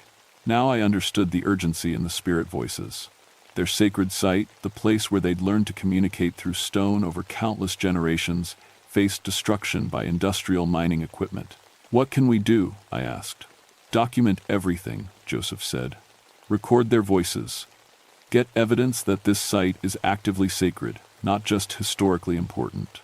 The more proof we have of ongoing spiritual activity, the stronger our legal case becomes." "You want me to record ghost voices as evidence in a legal proceeding?" "I want you to record the truth," he said firmly. "Whatever that truth is." I spent the morning reviewing my equipment and expanding the recording array. If the spirits were going to provide evidence, I needed to capture it with absolute clarity. I positioned microphones around the entire amphitheater, set up video cameras to document any visual phenomena, installed seismic sensors to record ground vibrations. By evening, I had created the most comprehensive acoustic monitoring setup of my career. The voices returned at sunset. This time, they didn't start with gentle humming. The stones erupted into full conversation immediately, as if dozens of Cherokee speakers had suddenly materialized throughout the amphitheater. Men, women, children, elders, all talking at once in overlapping discussions. I scrambled to monitor multiple recording channels simultaneously. The conversations were happening too fast for me to follow, but certain phrases kept repeating. Nvedagi, USD. The White Mountain, Tsunsdi Ale Nvehai, Rabbit and Earth, Galvladi Degataga. Sacred places. Then I heard something that chilled me to the bone. Children's voices. Young Cherokee children, speaking in the old language, their words carrying the musical laughter of kids at play. According to tribal history, children had often participated in stone-speaking ceremonies, learning to communicate with ancestral spirits as part of their cultural education. These children had died decades ago, maybe centuries ago, but their voices rang clear and joyful through the limestone formations, as if death was just another kind of distance they could speak across. "Patty," called the familiar voice from the large pillar. "Come closer, we have much to show you." I walked to the center of the amphitheater. The voices swirled around me like a gentle storm. Cherokee words creating patterns of meaning I could almost understand. "Place your hands on the stone," the voice instructed. I hesitated. My scientific training warned against contaminating the experiment, but my 16 years in these mountains told me to trust what I was experiencing. I pressed my palms against the limestone surface. The world exploded into vision. Suddenly, I could see the amphitheater as it had existed centuries ago. Cherokee families gathered around small fires, children learning songs from their grandparents, medicine men conducting ceremonies that connected the living with the spirits of the dead. I watched generations of people coming to this place to seek guidance from the Envenahi, saw the careful rituals that maintained the connection between stone voices and human ears, witnessed the profound respect with which the Cherokee treated this sacred site. Then the visions changed. I saw white settlers arriving, saw the Cherokee being forced from their ancestral lands, watched as the sacred sites were abandoned, the ceremonies forgotten, the connections between worlds slowly weakening. But through it all, the stones remembered, the spirits remained, waiting patiently for someone who could hear them again. "Now you understand," the voice said as the visions faded. "This place is not just sacred because our ancestors used it. It is sacred because we are still here." I pulled my hands back from the stone, gasping. The amphitheater looked normal again, but I felt fundamentally changed. The boundary between scientific observation and spiritual experience had dissolved completely. "The mining company," I said. "What happens if they destroy the stones?" "We will be silenced forever," the voice replied, and now I could hear the sadness in its harmonic tones. "Our connection to this world will be broken. The knowledge we carry, the guidance we offer, the protection we provide, all lost." Around the amphitheater, other voices began speaking. Not in Cherokee this time, but in English, as if they wanted me to understand every word. "My name was Running Bear," said a young man's voice from a formation to my left. "I died fighting to protect our lands in 1838. I've been watching over this place for 158 years. "I was called Gentle Rain," said an elderly woman's voice from my right. "I taught children the old songs until I was 97 years old. I passed in 1912, but I still sing for those who will listen." More voices joined in. Dozens of Cherokee spirits, each one identifying themselves, sharing their stories, explaining their connection to this sacred site. Warriors and medicine men, mothers and children, farmers and hunters, all of them bound to this place by love, loss, and spiritual responsibility. "We are the guardians," said the original voice. "We watch over the living Cherokee. We guide them through difficulties. We preserve the knowledge that might otherwise be forgotten. But if the stones are destroyed, then we become truly dead," the voice said simply. "And our people lose their connection to everything that came before." The conversation continued for hours. The spirits shared their history, their concerns, their hopes for preserving their sacred site. They spoke of modern Cherokee who still visited the amphitheater secretly, seeking guidance and spiritual connection. They described their role as protectors, warning the living about dangers, helping lost travelers find their way home. Most importantly, they gave me specific information about the mining company's plans, details that could only be obtained through supernatural awareness. Cumberland Stone Corporation intended to begin excavation in 10 days. They planned to work at night to avoid public attention. Their equipment would arrive from a staging area 15 miles north, using old logging roads to bypass the main park entrances. "How do you know all this?" I asked. "We hear everything that happens on our mountain," the voice replied. "We see through the eyes of animals. We listen through the wind in the trees. Nothing occurs here without our knowledge." As dawn approached, the voices began to fade. But before they disappeared completely, the original speaker gave me one final instruction. "Bring Joseph Swimmer tomorrow night," the voice said. "We will need his help for what comes next." "What comes next?" "The final proof," the voice said. "Evidence that even lawyers cannot argue against." The stones fell silent as the sun rose over the Unicoi Mountains. I sat surrounded by my recording equipment, overwhelmed by what I'd experienced. My instruments had captured every word, every harmony, every impossible conversation. I had evidence of active spiritual presence at the sacred site, but I also had something more disturbing: detailed advance knowledge of a mining company's illegal excavation plans. The Cherokee spirits weren't just asking me to preserve their sacred site. They were asking me to stop a crime that hadn't happened yet. Joseph Swimmer arrived at the amphitheater just before sunset, carrying a leather bag and wearing traditional Cherokee clothing I'd never seen him wear during our previous meetings. His expression was grave. "They spoke to me in dreams last night," he said, setting his bag down near the largest stone formation. "The ancestors are preparing for something they haven't done in over a century." "What do you mean?" "Full manifestation," he said, beginning to remove items from his bag. "Tobacco, sage, a carved wooden flute. They're going to show themselves completely, not just voices, physical presence." My scientific training rebelled. "That's impossible." Joseph looked at me steadily. "Patty, yesterday you spoke with the spirits of people who died before your great-grandparents were born. Today you're worried about what's impossible?" He had a point. I set up my equipment while Joseph prepared what he called a welcoming ceremony. He burned sage and tobacco, speaking Cherokee prayers that seemed to make the air itself more receptive to spiritual presence. As darkness fell, my sensors began detecting activity before any sounds became audible. Electromagnetic fluctuations, temperature variations, pressure changes that had no meteorological explanation. Then the voices returned. But this time, they weren't alone. The air above the stone formations began to shimmer like heat waves. Gradually, translucent figures took shape. Cherokee people in traditional clothing, standing on and around the limestone pillars, men with intricate tattoos and feathered headdresses, women in deer-hide dresses with elaborate beadwork, children with bright, curious eyes. I could see through them, but they were definitely there. My cameras were recording everything. "CO, Joseph Swimmer," said the familiar voice, and now I could see its source, a tall Cherokee man with silver-streaked hair and a face marked by years of wisdom and sorrow. "Thank you for coming." "CO, Elder," Joseph replied formally. "I am honored to witness the great manifestation." The spirit turned to me. "Patricia Silverman, you have listened well. Now you must see all." More figures materialized throughout the amphitheater.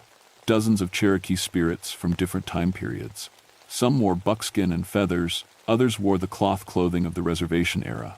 A few appeared in modern-dressed Cherokee who had died in recent decades but maintained their spiritual connection to this sacred place. "We are the unbroken chain," the elder spirit explained. "From the first Cherokee to learn stone speaking to those who passed last year, death cannot break our bond to this place." Joseph began playing his wooden flute. The simple melody seemed to strengthen the spiritual manifestations. The figures became more solid, more present. "Why are you showing us this?" I asked. "Because tomorrow night, the mining company begins their illegal excavation," the elder said. "They believe they can work in secret, but we will be waiting." Another spirit stepped forward. This one appeared to be a Cherokee warrior from the early 1800s, with a scar across his left cheek and eyes that had seen too much violence. "I am White Hawk," he said. "I died fighting Andrew Jackson's soldiers on the Trail of Tears. I have been protecting this mountain for 160 years. More warriors materialized, men and women who had died defending Cherokee lands and culture. Their presence filled the amphitheater with an energy that made my skin tingle, and my equipment registers readings I'd never seen before. "We are still here," White Hawk said. "We still fight. And we will not allow our sacred sites to be destroyed." "What are you planning to do?" I asked, though I wasn't sure I wanted to know the answer. The elder spirit smiled grimly. "What we have always done, protect our people and our land by any means necessary." Joseph stopped playing his flute. "You're talking about spiritual warfare." "We're talking about justice," White Hawk replied. "The mining company plans to violate federal law, Cherokee treaty rights, and sacred land protections. They believe they can hide their crimes in darkness. Tomorrow night, they will learn that some guardians never sleep." The implications hit me like a physical blow. The Cherokee spirits weren't just asking for help preserving their sacred site. They were planning to actively defend it against industrial equipment and armed security guards. "People could get hurt," I said. "People will definitely get hurt if this place is destroyed." The elder spirit responded. "The living Cherokee will lose their strongest connection to their ancestors. Our voices will be silenced. Our guidance will be lost. Our protection will end." Around the amphitheater, more spirits were manifesting. I stopped counting when I reached 50 distinct figures, all Cherokee, all connected to this sacred site by love, loss, and spiritual responsibility. "What do you need from us?" Joseph asked. "Witness," the elder said. "Record what happens. Let the world know that the Cherokee dead still defend Cherokee land." "And if the mining crews don't retreat?" I asked. White Hawk's scarred face hardened. "Then they will experience the full protection power of Cherokee mountain spirits. We can make their equipment fail. We can turn their own fears against them. We can show them terrors that will haunt their dreams for the rest of their lives." The temperature dropped 20 degrees in seconds. Frost formed on my equipment despite the warm June evening. The stone formations began glowing with a faint, phosphorescent light that had no scientific explanation. "This is our place, one," the elder spirit said, his voice now echoing with the authority of centuries. "We lived here. We died for it. We will not abandon it to men who value profit over sacred ground." Joseph packed his ceremonial items with reverent care. "The ancestors have made their decision," he said to me. "Tomorrow night, this mountain goes to war." As the spirits began to fade with the approaching dawn, the elder gave me one final message. "Document everything. Patricia Silverman. Let your scientific instruments record the truth of spiritual power. Show the world that some things are more real than what the living can understand." The last thing I saw was White Hawk's scarred face, his eyes burning with the determination of a warrior who had never truly surrendered. Then silence returned to the amphitheater.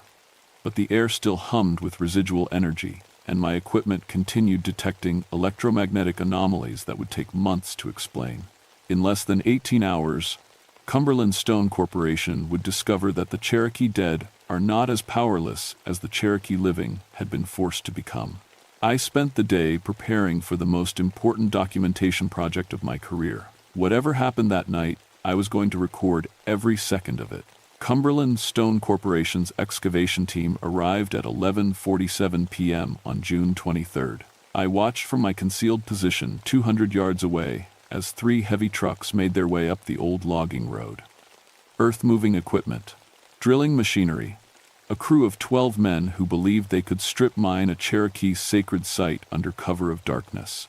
They had no idea what was waiting for them. Joseph Swimmer crouched beside me, his radio equipment tuned to the company's communications frequency. My acoustic monitoring system was running at maximum sensitivity. Cameras captured everything in infrared and low-light modes. The crew began setting up floodlights around the amphitheater's perimeter. Their supervisor, a heavy-set man in a hard hat, directed the equipment placement while speaking into a handheld radio. Base camp, this is Excavation 1. We're on site and beginning setup. Should have the first load of stone ready by dawn. That's when the temperature dropped. Not gradually, instantly. The ambient air temperature plummeted from 72 degrees to 34 degrees in less than 30 seconds. Frost formed on the excavation equipment. The floodlights began flickering erratically. The crew supervisor checked his thermometer twice, convinced it was malfunctioning. "Something's wrong with the weather monitoring," he radioed, showing impossible temperature readings. Then the stones began to sing.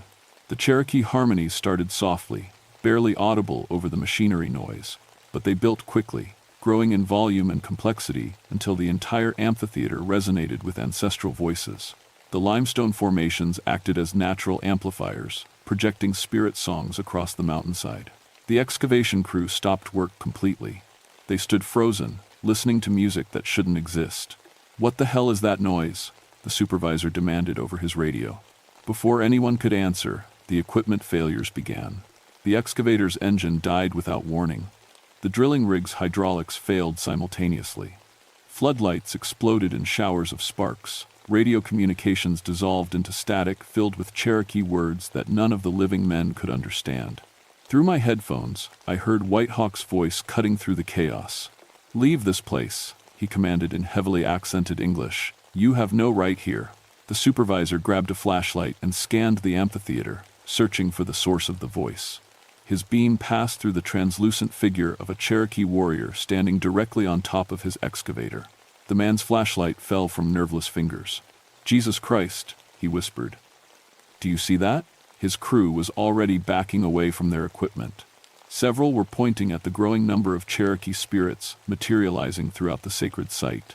Warriors with war paint and feathered headdresses, medicine men in ceremonial robes, women and children in traditional clothing spanning 3 centuries of Cherokee culture, all of them standing between the mining equipment and the sacred stones. "This is Cherokee land," the elder spirit announced, his voice carrying supernatural authority. "You will leave now." One of the younger crew members broke completely. He sprinted for the trucks, screaming about ghosts and demons. 2 others followed immediately. But the supervisor and his remaining men tried to restart their equipment.